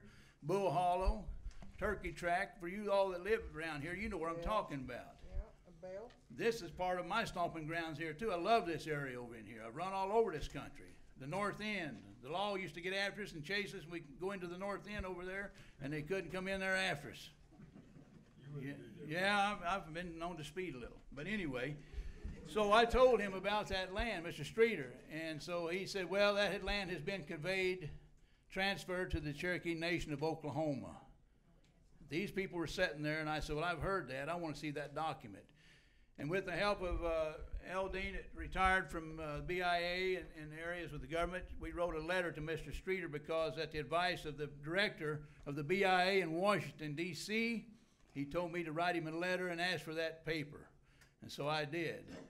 I came back, and with her help, we wrote him a letter. Right here it is. I sent it to him August the 20th. I said, I want to see that paper. I want to see that document that you talked about. It transferred all this OIWA land that the government set aside for the OIWA Cherokee people. I want to see that document. They didn't send me the document, which I knew they couldn't because it doesn't exist. They sent us a little spin letter. Right here it is. They sent it back to the chief, and I could read that, but they don't refer to the Cherokee Nation of Oklahoma. It just says the Cherokee Nation. So I read the white man's language real well, and I know what it says. Well, lo and behold, they did send us a gold mine.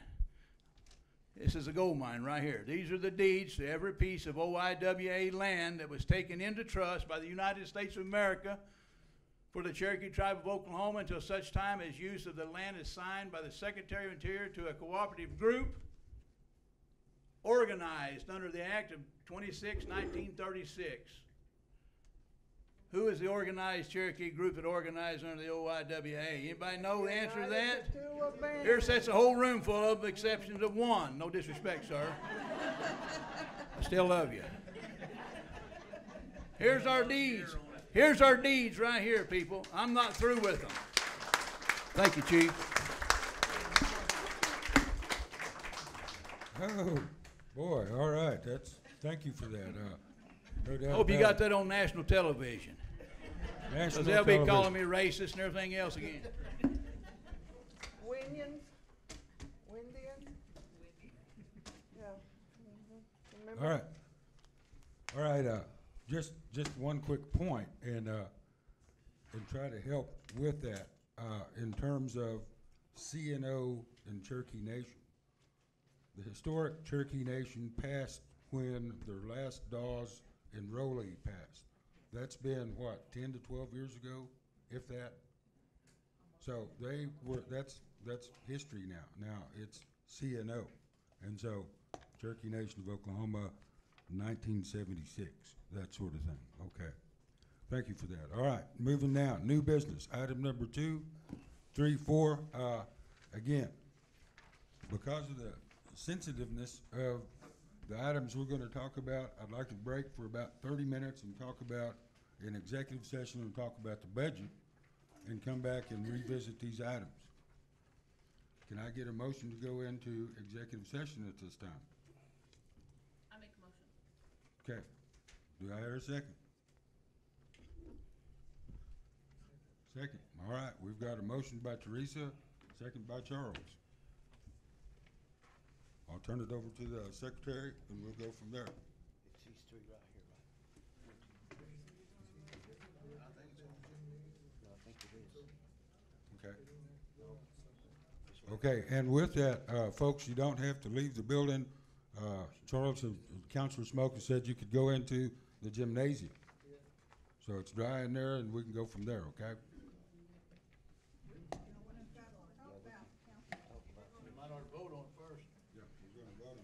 We're voting on it first, yeah.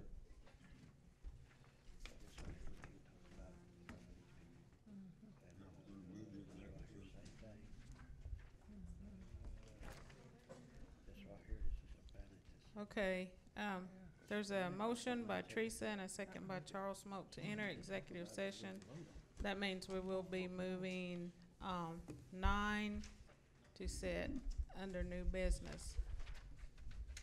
With that, additionally, we'll keep the accounting and the attorney general in it as well. Okay, move under new business. Okay, I will call for vote. Executive session move number 9 to 8 under new business. Okay, I'll call for vote. Eddie? Yes. Cliff? Yes. LMA is absent. Adeline? No. Okay. Frankie? No. Willie? Yes. Okay. Joyce, I vote yes.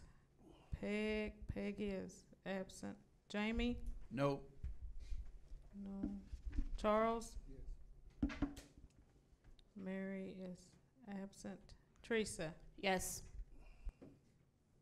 Okay. Under yes?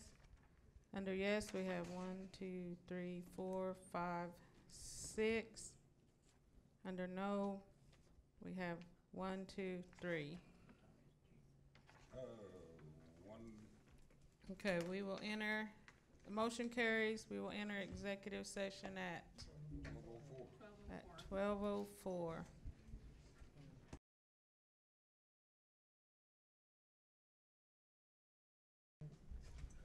All right, welcome back again, and I call this I call the meeting to order. At this time, we'll vote to come out of executive session.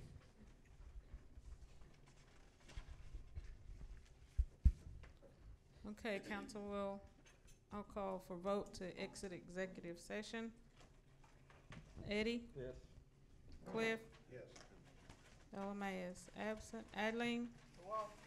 Frankie? Yes. Willie? Yes. I vote yes. Peggy is absent. Jamie? Yes. Charles? Mary is absent. Teresa? Yes. Okay, we're out of executive session at time 1:45. Who made the motion? Adeline, and second it was Charles. And time was 1:45.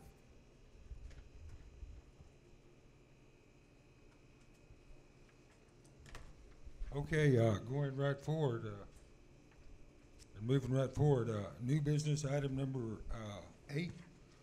Item 2, council discussion to vote to approve, disapprove forensic audit per Attorney General for corporate authority on 7/24/2017 withdrawal of cell tower funds from the Cherokee County Bank to be supervised by the chief.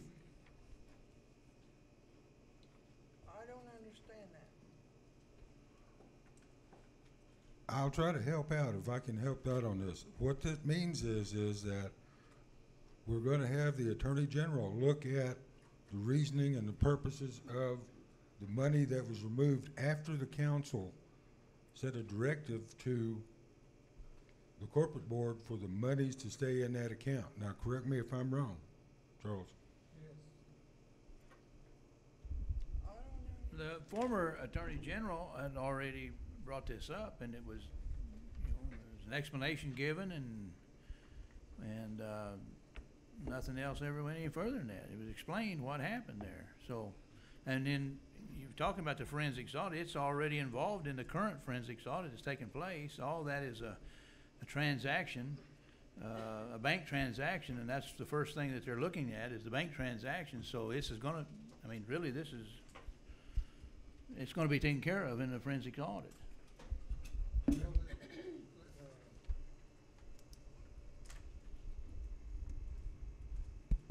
I have a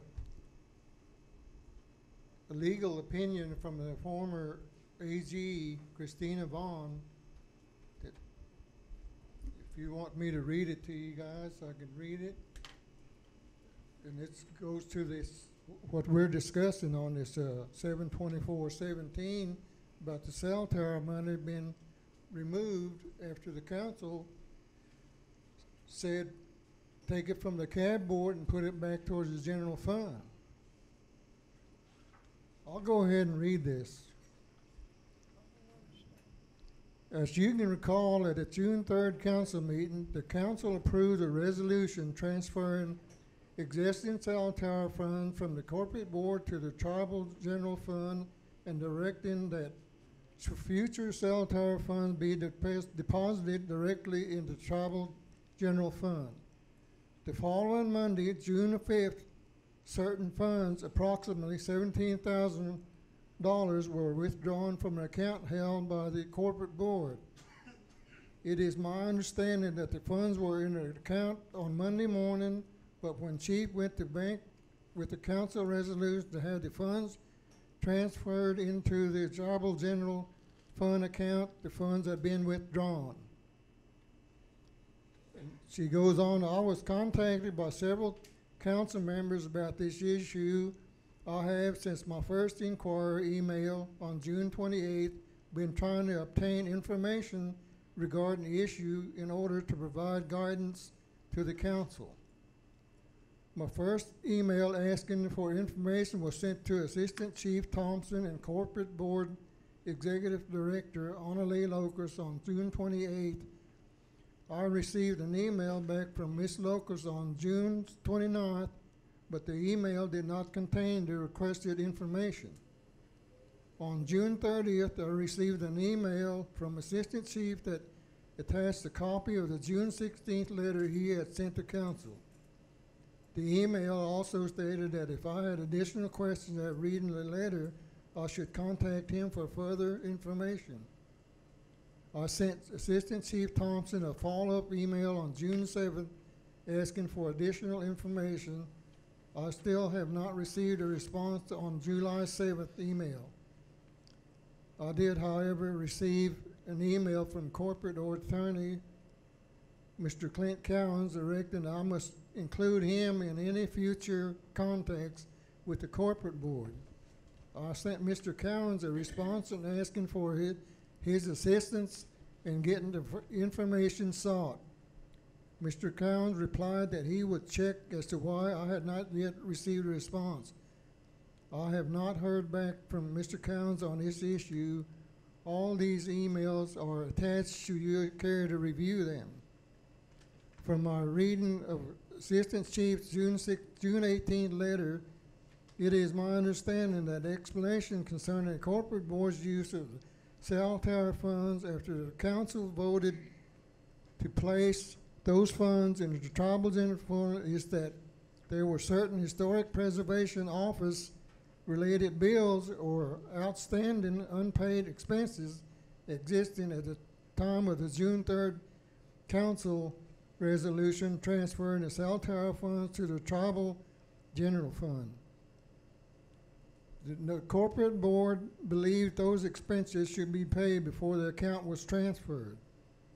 And 3, the funds were used to pay historic preservation office related expenses on June 5th. I remain somewhat confused regarding discussion in this letter concerning purchase of 2 new vehicles. As you can see from the July 7th email to Assistant Chief, I set forth my understanding and asked if my understanding was correct.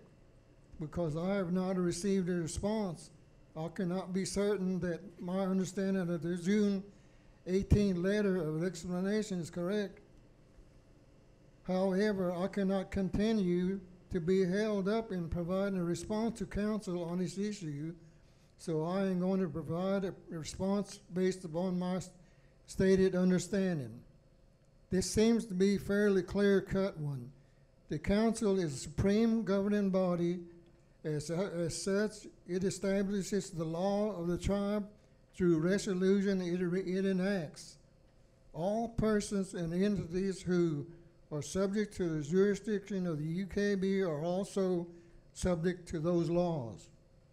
As the Attorney General's office has previously explained, even a council is subject to its laws once it enacts them. So too is the corporate board subject to those laws. Neither the corporate board nor any other person or group has the legal authority to disregard, even for good reason, the laws set down by the council. Here, the council passed a resolution to transfer cell tower funds to the tribal general fund and to direct all future funds in the tribal general funds. This resolution became law. It been passed on June 3rd, 2017. The cell tower funds at that time became the property of the tribe to be expended as set forth in the board resolution approved by the council. At the time of the resolution passed, the corporate board no longer had any legal right to control or dispose of the cell tower funds, having appeared to have done so on June 5th, 2 days after it lost legal authority. It appears the corporate board violated the express tribal law as enacted by the tribal council.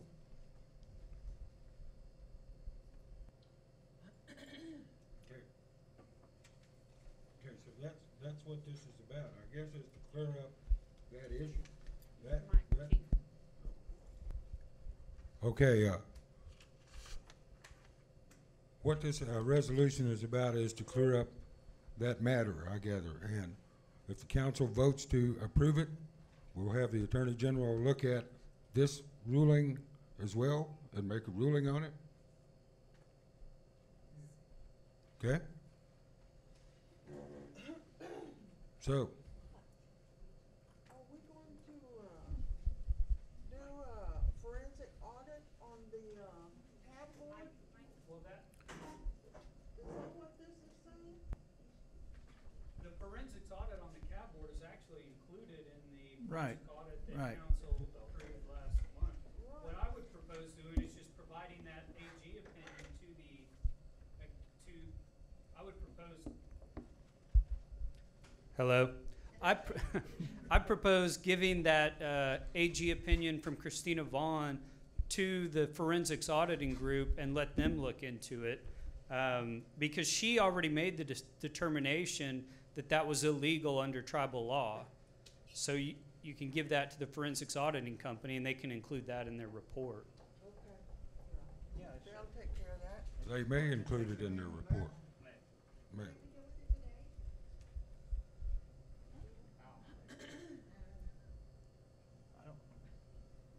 Council?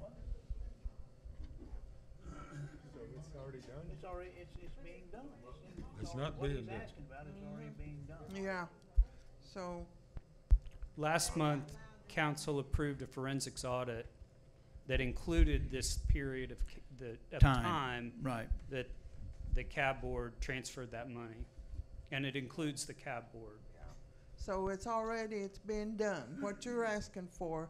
So I think we can just skip number 2. It's in the process. It's what you're Right. asking for. It's Yeah. already being in the process to be Right. done. If we're in the process, if this audit continues, you heard what we talked about with the monies situation, correct? We're addressing number 2 right now, Joe, Right. please. Yes. And I am addressing number 2, yes. Okay, so I just say we can forget number 2 because it's going to be addressed later. Well, if we don't get a motion in a second, yes, we'll move forward. Is there a motion in second to go with item number 2? This is a redundant resolution. It's redundancy. It's already being done, so it don't even make any sense, no disrespect, but it's already being taken care of. Going once. It'll already, this will surface, this will come up and say, hey, what happened? But So, it's already been handled. We talked about this a year Twice. ago. let me ask you a question. Are you wanting the council to approve number 2 and then come back on the next item, number 3 and 4, to rescind that? Because that's what you're asking for, isn't it? Don't you all have your agenda out there? They want us to approve this forensic audit right now. Charles spoke, it's a resolution. And then in item 3, they want us to approve or disapprove a forensic audit per Attorney General on corporate authority on 1/16/17 on the bonuses paid out December 22nd, 2016. Two different And issues. then the third one, council discussion to vote to approve, disapprove the forensic audit funds to be used for elderly assistance, children Christmas fund, and education. So what you're saying is that you want us to vote yes on number 2 and then come back on number 4 and take it out. That's how I'm understanding that. Not necessarily, no. That's all 3 of them are 3 separate issues. When you look at them, Yes, but you're wanting us to take away the money that you want us to approve for the forensic audit on number 2. And then number 3, council discussion to vote or to approve or disapprove of audit per Attorney General on corporate authority. You're wanting the forensics audits done on 2 and 3. And then number 4, you want to stop the money to pay for that forensic audit? Is that how you all understand wait this? a minute, no.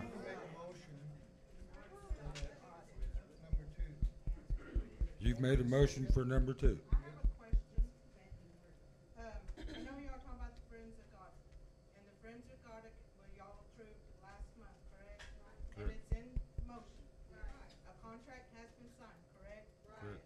If we breach that contract, how much money do we have to pay the forensic auditors back? Because there won't be, Because we'll lose that money if we have to, if we breach the contract, how much are we losing? Because that money, y'all are wanting to use for the Christmas fund and elderly, we won't have any because. Motor fuels money will take care of that.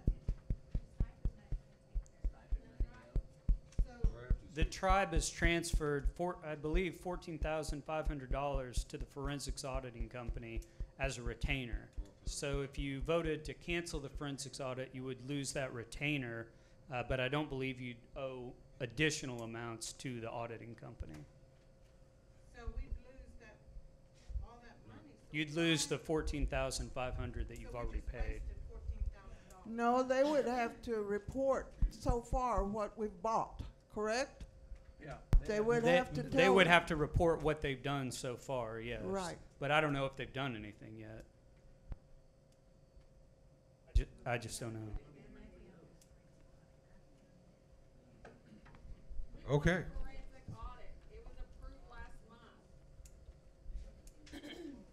We know that it was approved last month, but now looking at the budget, it's another story. Even if we give up our stipend, that's still not going to be enough. That's what we're trying to get at. Okay, hold it. Hold it.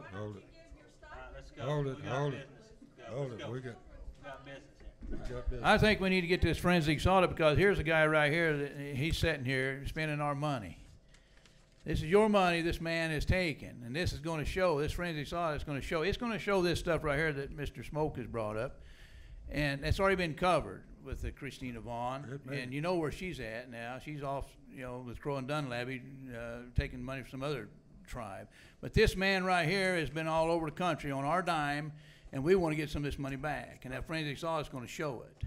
Okay. This was the former comptroller for years. Chief and I heard a man from Miami tell us they caught him stealing $65,000 up there, and that's why he left Miami. And where did he land? Right down there in our nest, and then he feathered his nest real good for the last however many years. He wouldn't even bring forth his contract or anything else that we had, and so we want to find out. Okay, we know. Here he is. Everybody take a good look at him. We Right know there. that. Him and his Okay. wife. All right. Our elder people suffer, and this guy has got a country club membership to Southern Hills. I've got a motion made, no second. Where's the second there? Let's move this forward. We've got a motion made and seconded.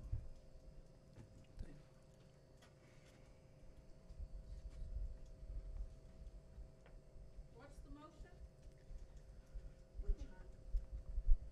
To council discuss to vote and approve or disapprove a forensic audit per Attorney General on the corporate authority on 7/24/2017 Well, is the Attorney General a forensics auditor? with Do you have that withdraw skill cell set? towers funds. Basically, what he's saying is that the Attorney General will review what has happened and make a ruling on it, whether or not it's been legal or not legal. I'd probably need to recuse myself since I was the corporate board attorney at the time, but I'll just tell you based on what Christina wrote there, I think she's right. I mean, I think it's pretty straightforward, and she's already made that decision. And that's going to come out in the forensics audit That- show. There was an explanation letter given for that. It wasn't cell tower money. That was corporate money that was put back to pay for a truck that had already been obligated. So there wasn't any cell tower money that was stolen or taken, whatever you guys think.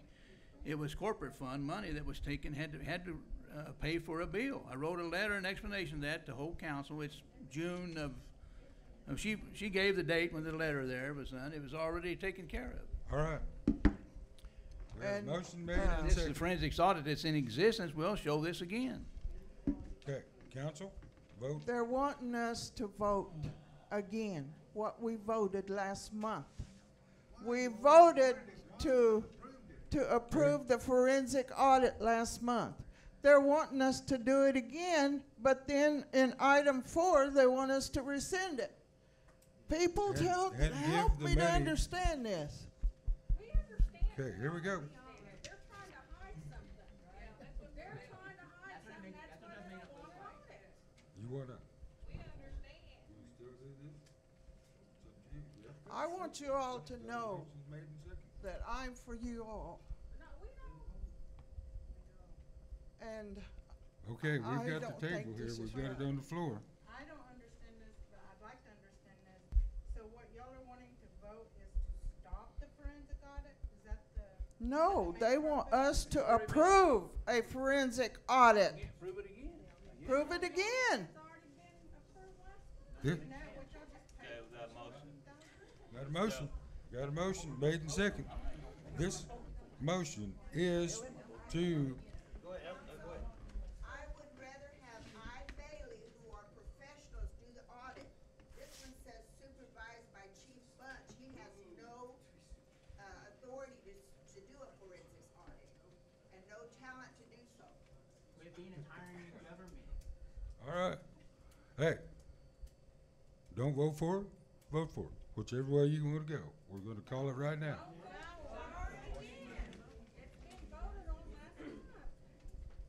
Ladies and gentlemen, we have a motion made in second.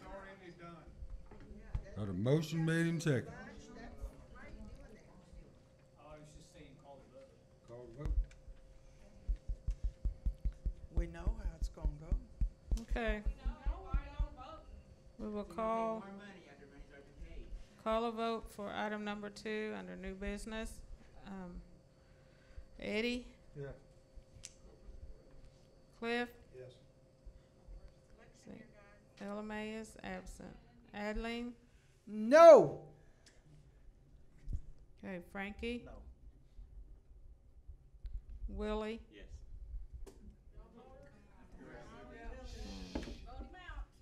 On YouTube, everyone see it. Okay, here we go. Okay, that's up to me.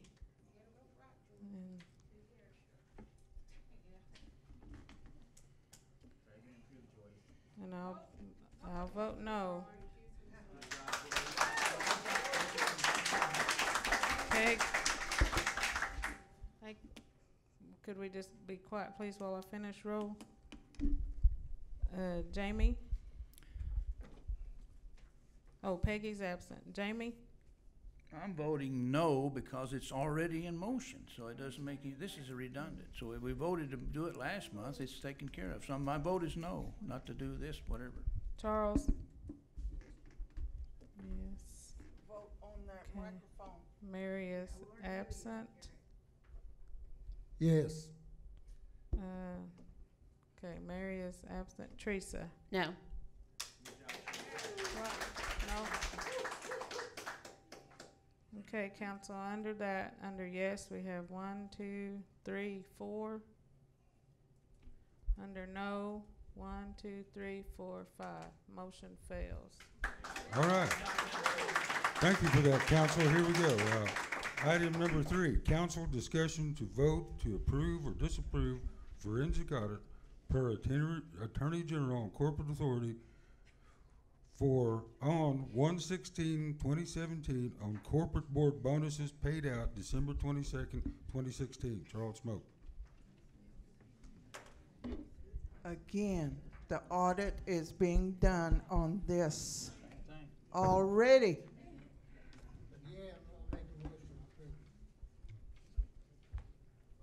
Okay, I got a motion by Charles Smoke. Second. Cliff?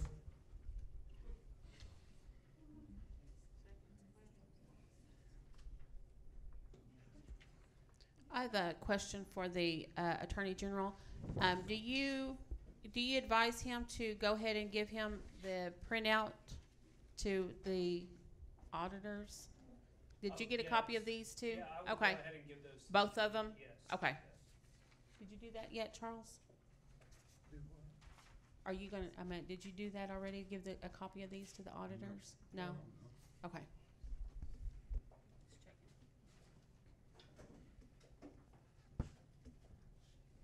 What's the way you talk, what you got there? What he read off. Oh, I didn't have those. Where's the opinion, right? Yeah. That was the opinion. That was Christina's opinion. Oh, that's an email, yeah. I think that's what the AG already sent out to everybody.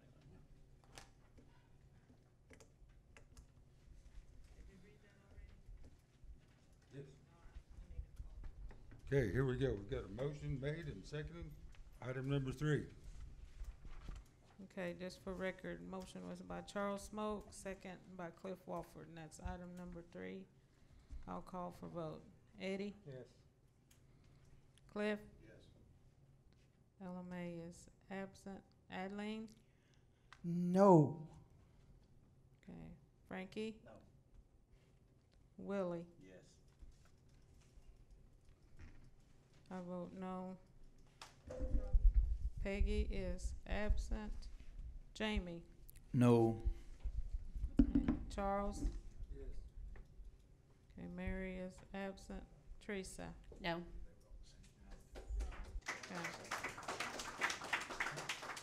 Okay, I believe it's the same vote as the previous one, but I'll go ahead and read. It's under yes, it's 1, 2, 3, 4.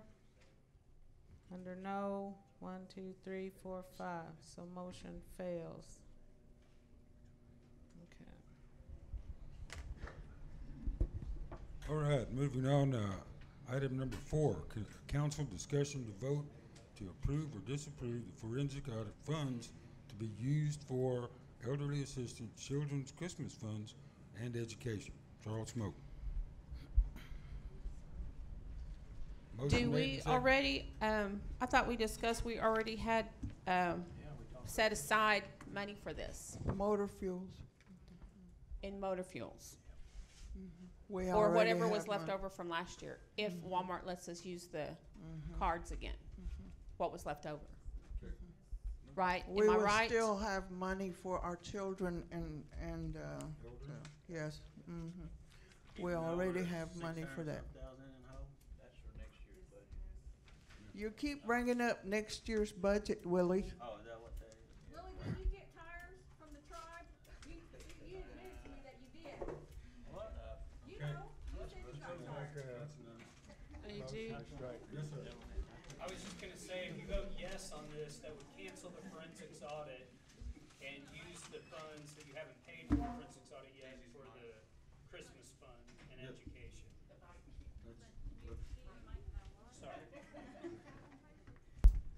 Sorry. If you vote yes on item number 4, it would cancel the forensics audit and use the money that you were going to use for the forensics audit on the Christmas fund and education and elderly assistance. But we've already got that covered. Okay, do we have a motion? Okay. All right. No. Motion Well- to strike number 4. Second. Okay. Adelaide motion. Who seconded it? Frankie? Yeah, but-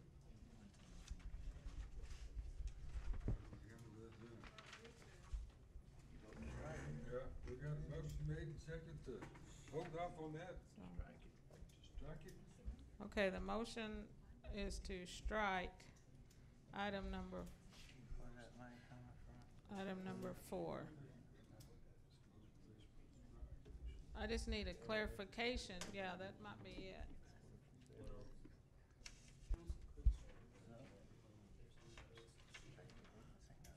So if the vote is no, you go ahead and vote on the motion. Well, yeah. Okay. Motion to strike is just do away with number 4. That's what I want. Okay. Okay, we're, If it's not stricken, we'll go back to this motion. Correct? Yep. All right. so what did you say? A no vote? No, that was on the existing. Now there's a new. And now there's a motion to strike item 4 off of the agenda. So a yes vote would remove item 4 from the agenda altogether. A no vote would result in you going on to item 4 and voting on item 4. But I'm in favor of the elder assistance and the cards, and we've already discussed that it's doable. And education is listed on that. Without canceling the forensics audit. Okay, you mean. that's what okay. We talked about a while ago. Okay. I'm in favor of the Christmas funds also. Okay. Okay, I'm a little confused here. So so if we're in favor, then we vote To strike it. to strike it. Remove that motion, that wasn't even made a motion yet. Yes, to remove that resolution, yes. On the agenda. That's all As you're if doing. it never existed. Right, they're not Okay. talking about doing away with Christmas fund or anything like that. Yeah, okay. Okay. Just for the record again, the motion was by Adeline and the second by Frankie. That's item number 4, and the language on that will not be addressed. It is just to strike the item. Motion. Resolution 4. Motion to strike number 4. New business 4, I guess that's how you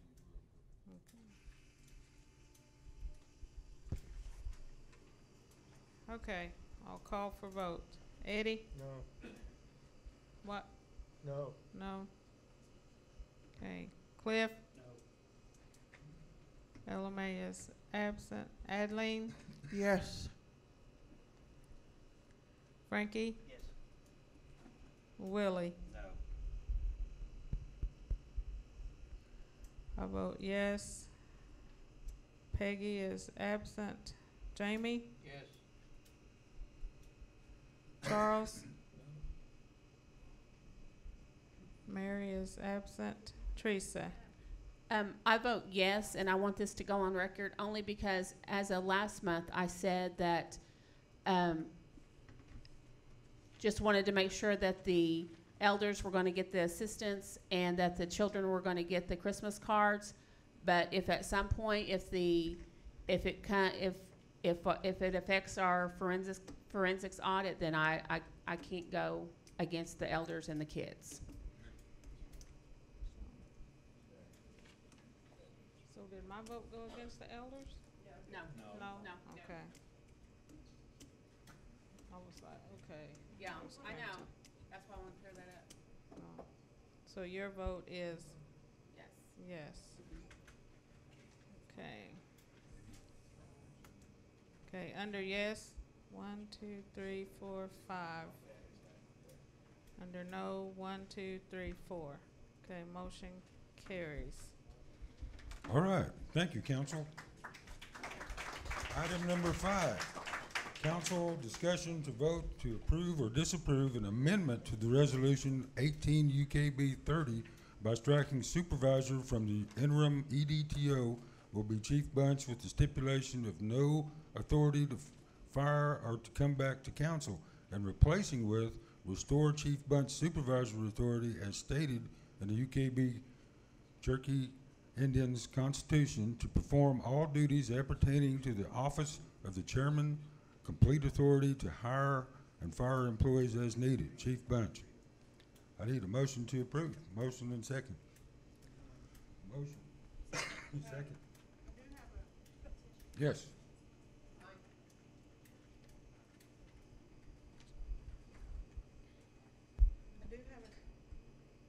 I do have a question on that. Does that go against our Constitution and bylaws? No. No. Attorney General, does that go against our Constitution and bylaws? I don't see how it would if council wants to give the chief the authority. If council wants to give the chief the authority to hire or fire the EDTO, then council can do that.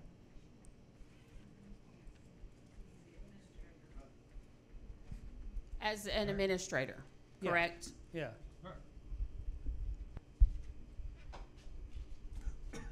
But here, as it says, as a chief's duties as an officer, it does not include that. So, are you, council, going to go against the Constitution and bylaws?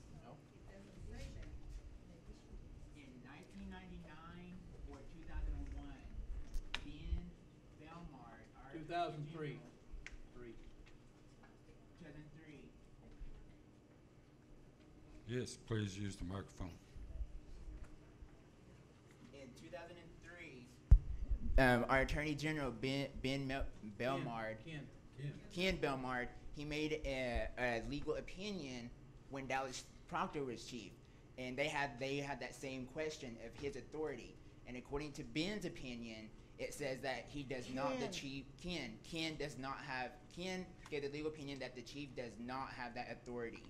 And it's already been passed by the old tribe's attorney general. And that's back in 2003. And that's when Ernestine was the secretary.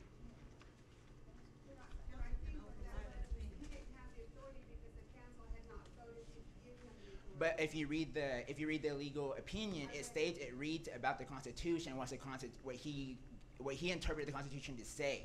It's not because of the council. He interpreted the Constitution, and that's what that says in that legal opinion. So I would, as a member, I would recommend that you table it and look at that legal opinion, and then bring it back to look at it and read over it and see what it actually says. The legal opinion Thank you. does not give the council the authority to not do that. It's just the legal opinion. It doesn't say the council could not vote to give him that authority. Okay, we have a, yes, sir.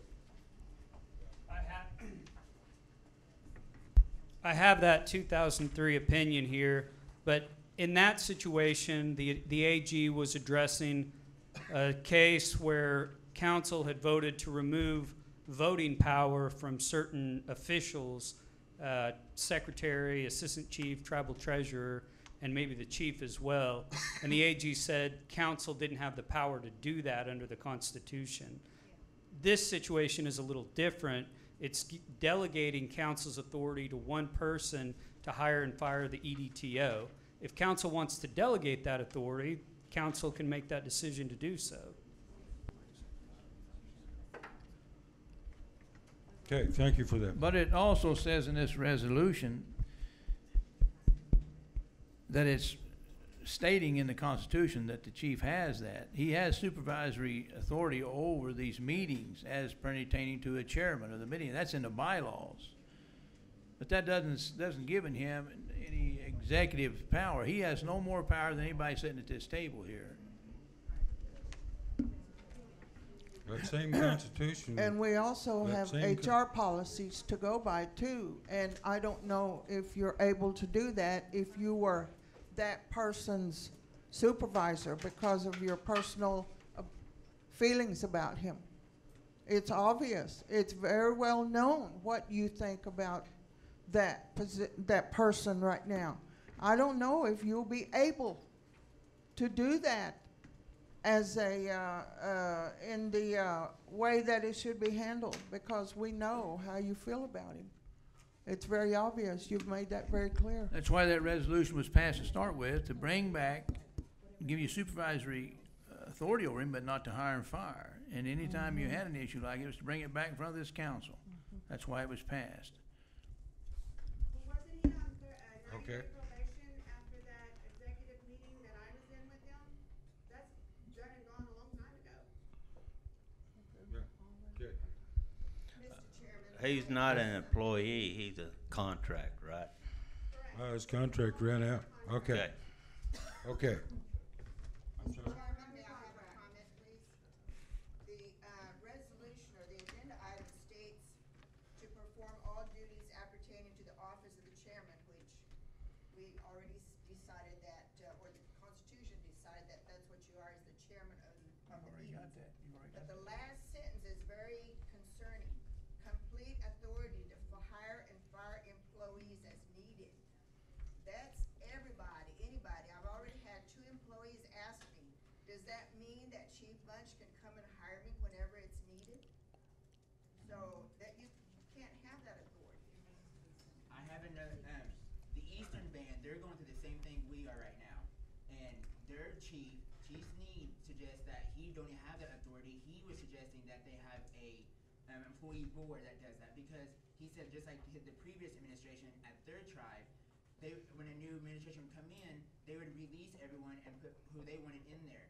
So I would suggest, do something like that, create a board where it's not just one person have authority. You have a group of people doing that decision. Where it's fair, makes fairness to everyone. And then so I would say, take examples from how the Eastern Band are going about how they're going to figure it out. I feel like this one is stating that he wants complete, total dictatorship. Is that what you all want?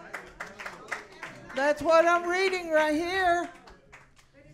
That's not what I'm reading here, but Chief, if I could just make a suggestion to you. I'm not trying to tell you what to do, or I'm not going to yell at you. Can you just reword it maybe, and we can come back to this? Because I understand what you're saying, but if we could reword it. Make a motion to table? Can you not reword it right now? Let's bring it back next time. Okay. We'll bring it back next time. Okay. And Chief, as part of the Employee Advisory Committee board that you and I sit on, then I'll be more than happy to sit down with you and we can reword that. Very good. All right. I'm going to withdraw this and table it until next time, and we'll go from there, okay? Did I need a motion and made and second to do this? You need a Motion to table. Okay. We've got Jamie and motion, Cliff is second.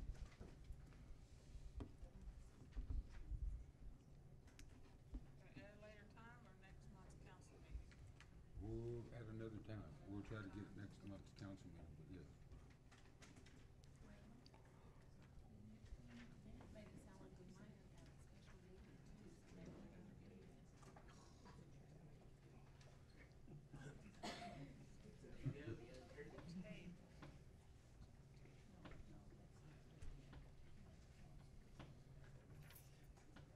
Okay. Okay. Okay, there's a motion by Jamie, a second by Cliff, is that correct?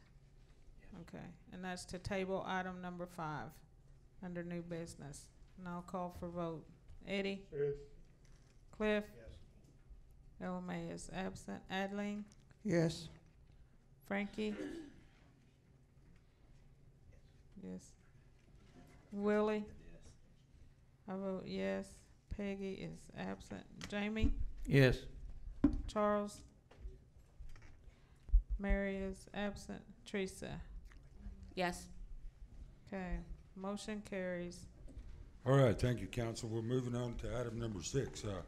Council discussion to vote to approve or disapprove to immediately suspend the position of EDTO for at least a year in order to fund a more vital position to perform critical accounting or crucial accounting and controller services and determine the tribe's financial position. Chief Bunch.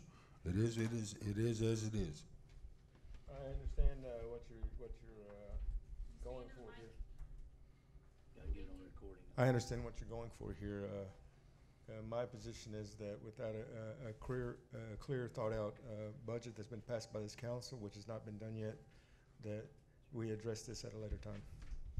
That's my opinion. It's not for or against Do I Sean have that or as a anybody. motion then? Okay, I'll make a motion that we table this I'll item. second it. Oh, yeah. All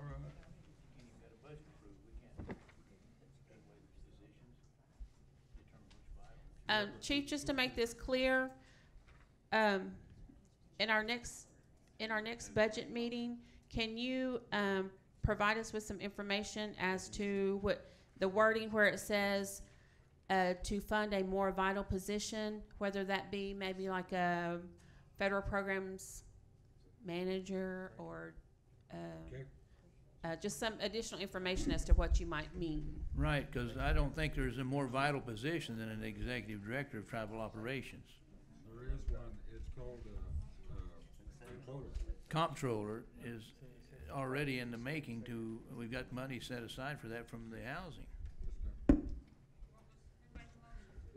Eddie. Yeah, you're quick to call my name out. Just one time I agree with Eddie. That's scary. I'm making up my mind. We're all going. Okay, we have a motion by Eddie, a second by Teresa to table item number 6 under new business.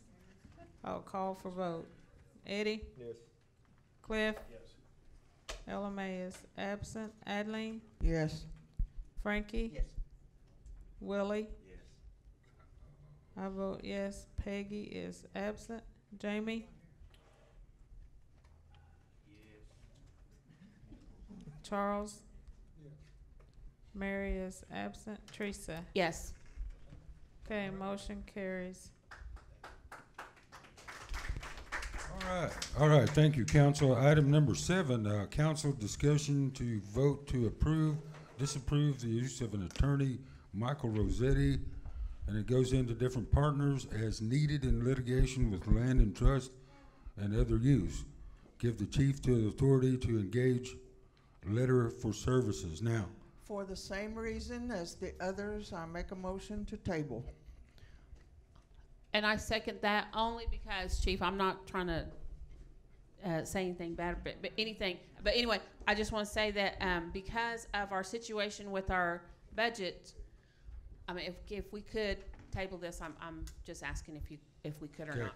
The only thing I'm going to say about that is that when the time arises in the event we do need him, this question will come back again. I think the Attorney General is in favor of this. It's not, he's not going to be, we don't have to provide a, what do they call that, a retainer fee? Right. We don't provide a retainer fee, it's just used as needed, and we're only looking at, right now, the land and trust issue. Enid. Yeah, I'm in favor of this for the simple reason that this situation may come to a head tomorrow. It may come to a head tonight. I mean, this situation is an urgent situation because we don't know how they I think it should be at the machinations. Attorney General's discretion. Well, the tribe already had a contract with him that was just ongoing and open-ended for use on things like Enid. The problem is he changed firms. And so now that he's at a new firm, he needs a new retainer letter to authorize his new firm to work with them, work with us. So in your opinion, do we need to go ahead and act on this today and put something in writing? We've got a contract. I've reviewed the contract. There's no waiver of sovereign immunity. His hourly rate is $400, which is a lot for Oklahoma, but it's not that much for Washington, D.C. And he says, Michael Rossetti says that he's close with the guy who would be making the decision on the Section 20 process application to take that land and Enid into trust. I don't have any way to verify that, but if that's true, then he'd be very helpful in getting us that land approved in trust. He charged us $790 before, so he's dropped his fees, so that's a good thing. This would essentially just reinstate the agreement you already had with him. It's just because he changed firms that he needs a new contract signed. Yeah. I can make a motion to Now, there's already been a motion made and seconded. There's a motion and a second by you. You can withdraw. Withdraw your motion. Oh, withdraw. Second. Then I make a motion to approve. I didn't withdraw. Did you say Section 20 application? Is that what we're? Yeah, that's the application to have the land in Enid taken into trust for the UKB. Okay. And technically, as the AG, I could probably authorize him to work on an as-needed basis. But if he really wants a signed contract, and so a signed contract would have to be approved by council. Let me say something about this gentleman. And he made a comment that after the first time, the chief and I and secretary and the treasurer, a little over a year ago, we went up and we spoke with the Assistant Secretary of Indian Affairs, Jim Cason. And apparently, I guess, I didn't know there was a time limit that you could talk to these people, but he indulged us for over an hour and a half. So that was a very good thing. Now, after that meeting, this gentleman made a comment that we'd never get to get in and see Cason again because we took too much of his time. And the reason he said that is because that particular day, he wanted to go in there with us. And I said no, and so did the secretary, and so did the treasurer. No, we don't need an attorney in there with us, do our talking. So it got back to him, I suppose, and so ever since then, he's kind of had a burr under his saddle toward me, and I don't really care. Because I didn't need him in there talking to Cason for me. I can do my own talking. And we spent an hour and a half with that gentleman, and lo and behold, guess what? I've got to speak to him 2 more times. To his surprise, obviously, because according to him, we wasn't going to get to see him anymore. So maybe he don't know as much as he lets on like he does. And I got a feeling I can go back up there and see Mr. Cason again, because now we're on first name basis.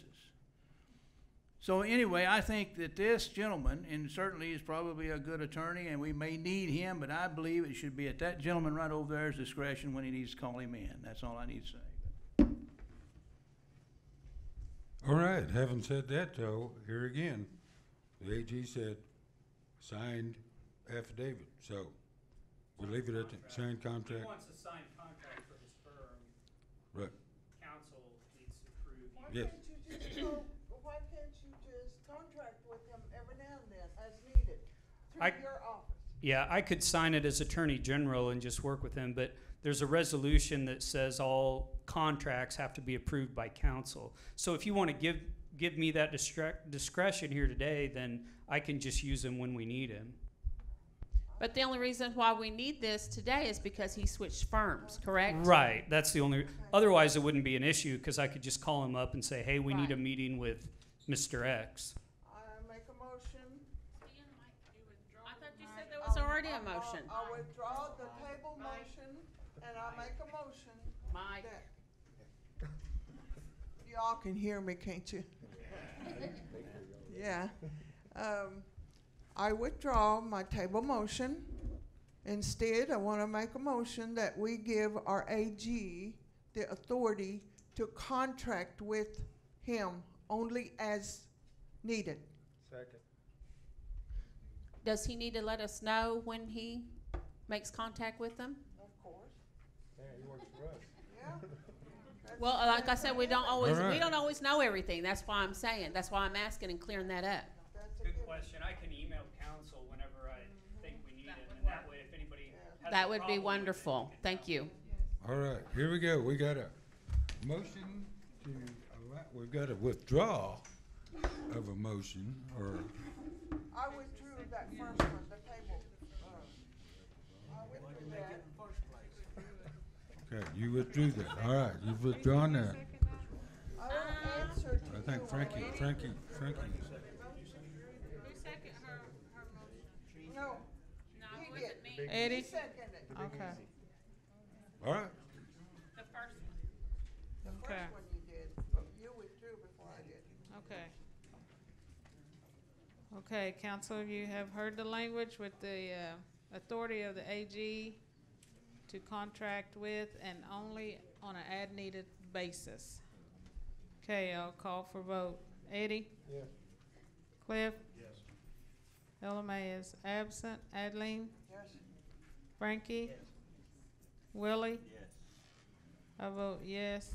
Peggy is absent. Jamie? Yes. Charles? Mary is absent. Teresa? Yes.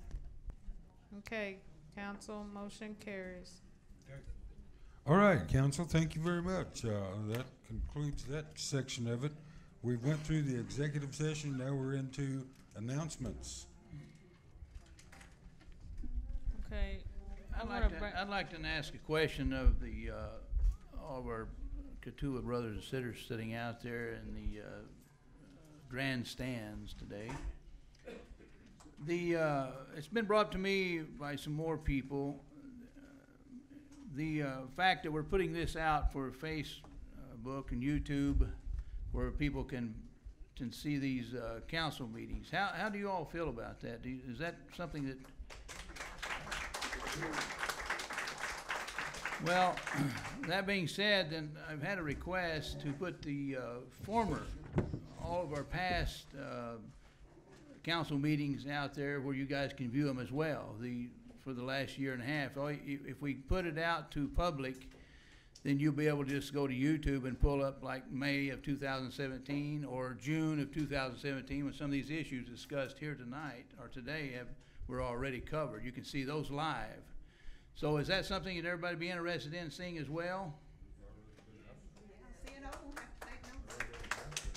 then all we gotta do is to switch a button. We'd have to have, I believe, we talked about that with Rick in there, just go to public domain instead of private domain. Is that correct?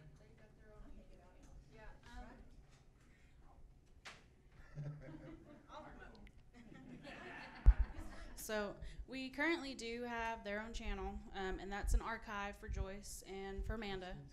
All those videos are private. The channel is not listed, and that's just for Joyce to do her minutes. Well, the minutes already been done on the ones past. That's what I'm talking Yes, about. those are public, so that's what I'm saying. Those are public. The videos have not been, and that's just archival purposes for them. How do we unarchive them so these people can see them? Well, that would be up to you all, the council. That's what I'm asking here today. Do you people want to see those archived meetings? If we have the ability to do that. You do. It's just a matter of pushing a button, private to public. Their account essentially, however far back you want to go with the videos, if it's a year, year and a half, 2 years, the whole thing, you can go back and you can make them public. At that point, our IT guy Rick and I have already created another YouTube channel. What I could do, since we have not gotten that far along with it, I could just upload last month's council meeting and this month's council meeting to that channel, and we just switch to that channel. That would be how that would work. And that would be where all the others are already. Yes, it would just, we would just start. That sounds to me like that's the easiest way to go then, to do that. Put the last month's and that one. Tech side wise, absolutely. You just add them onto the existing account. Yeah, it would be less time consuming, wouldn't it? Yeah. Yes.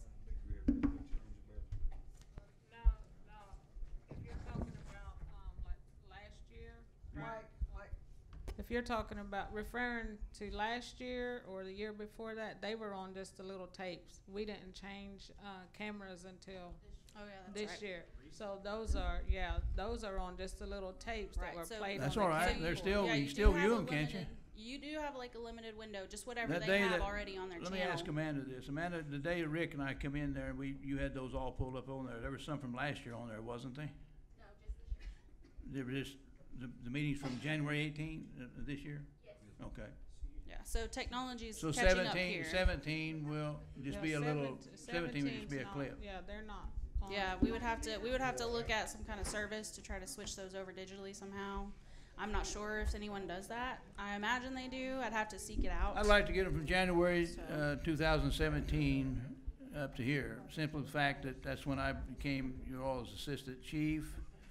And I'd like for my great-grandchildren that just born to have those archives to view someday. Oh my. On YouTube. All right. Well, thank you. Thank you for that. We'll look into that. Yes, ma'am. Real quick, I would like to follow up. I gave you the announcements that we have received several of the grants that you gave me permission to seek. So I'd like the members of the audience to also know that we did receive our Victims of Crime grant. So that was a large chunk of money. We'll be able to access that in January. We'll be hiring positions for those as well. We will also increase our FIPSA grant, which is our family violence grant. That almost doubled. So with your permission and me being able to rewrite for that grant, we were increasing our funding for that. As well as the opioid grant that you gave us permission to apply for. We also received a small amount, not what we initially asked for, but we did receive a small amount for that opioid grant as well. All right, thank you. Thank you for that. All right. We just received a $720,000 Tribal Victim Service Project awarded too the other day. You might mention that. So, that was the one. Is that the one? Okay, that's a 3-year grant, correct? So that'd be yes. 200-some thousand a year, basically. Yes, and that that's where we're looking to hire advocates northeastern in the central and as well as the south to work with victims of crime. All right, thank you. Another round of applause. I just had a question about doing the video or the YouTube. He said he just wanted to go back to January 2017 because that's when he was inaugurated. But can we not go back further than that? How do they address that? The technology. So the problem you have with going farther back is the technology they had to record the meetings are on like cassette tapes, right? So can we just not have audio of it, maybe? My issue would be trying to figure out if I could just, at that point, it would just be trying to get in contact with somebody, see if there's some kind of way to convert it over. I'm not saying that there isn't a way, I just don't know who I would ask at this point. I'd have to go out and I'd have to do a little research. There was, okay, that would be more of a Rick question than a me question. All right, Yeah. thank you. Yeah, how much we want to spend for that? All right, any other announcements? Oh, Council yeah. member? The Tahlequah District meeting is October 30th, and that's going to be at the Nutrition Center at 6 o'clock. Delaware District is November the 8th, and we are having our Thanksgiving dinner that night. All right. Yeah, we're, Okay. November 8th. and, yeah, November the 8th, we're gonna start around 6 o'clock. We've already got ham, turkey, dressing, pies and cakes and pumpkin pies. The works. All right. Everybody invited. Delaware District is hosting it, so everybody's welcome. Okay, I have one.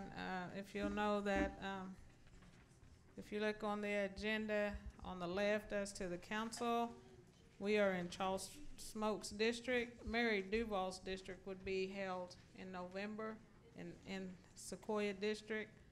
I have not talked to her pertaining to this, but due to the health issue, maybe we might need to just bypass and have her meeting at Tahlequah. Right, I agree. Okay. All right. Is everybody in favor of that to move the November meeting to Tahlequah? Okay. Okay. Gospel singing, Rocky Ford Thursday night, good fellowship, good food. Always, we gotta have that food in there, so everybody's welcome, come down. Beg your pardon? No, I won't be cooking. And I don't sing till the last, that way everybody gets to stay there. All right, if there's no more announcements, let's move into item 11, benediction.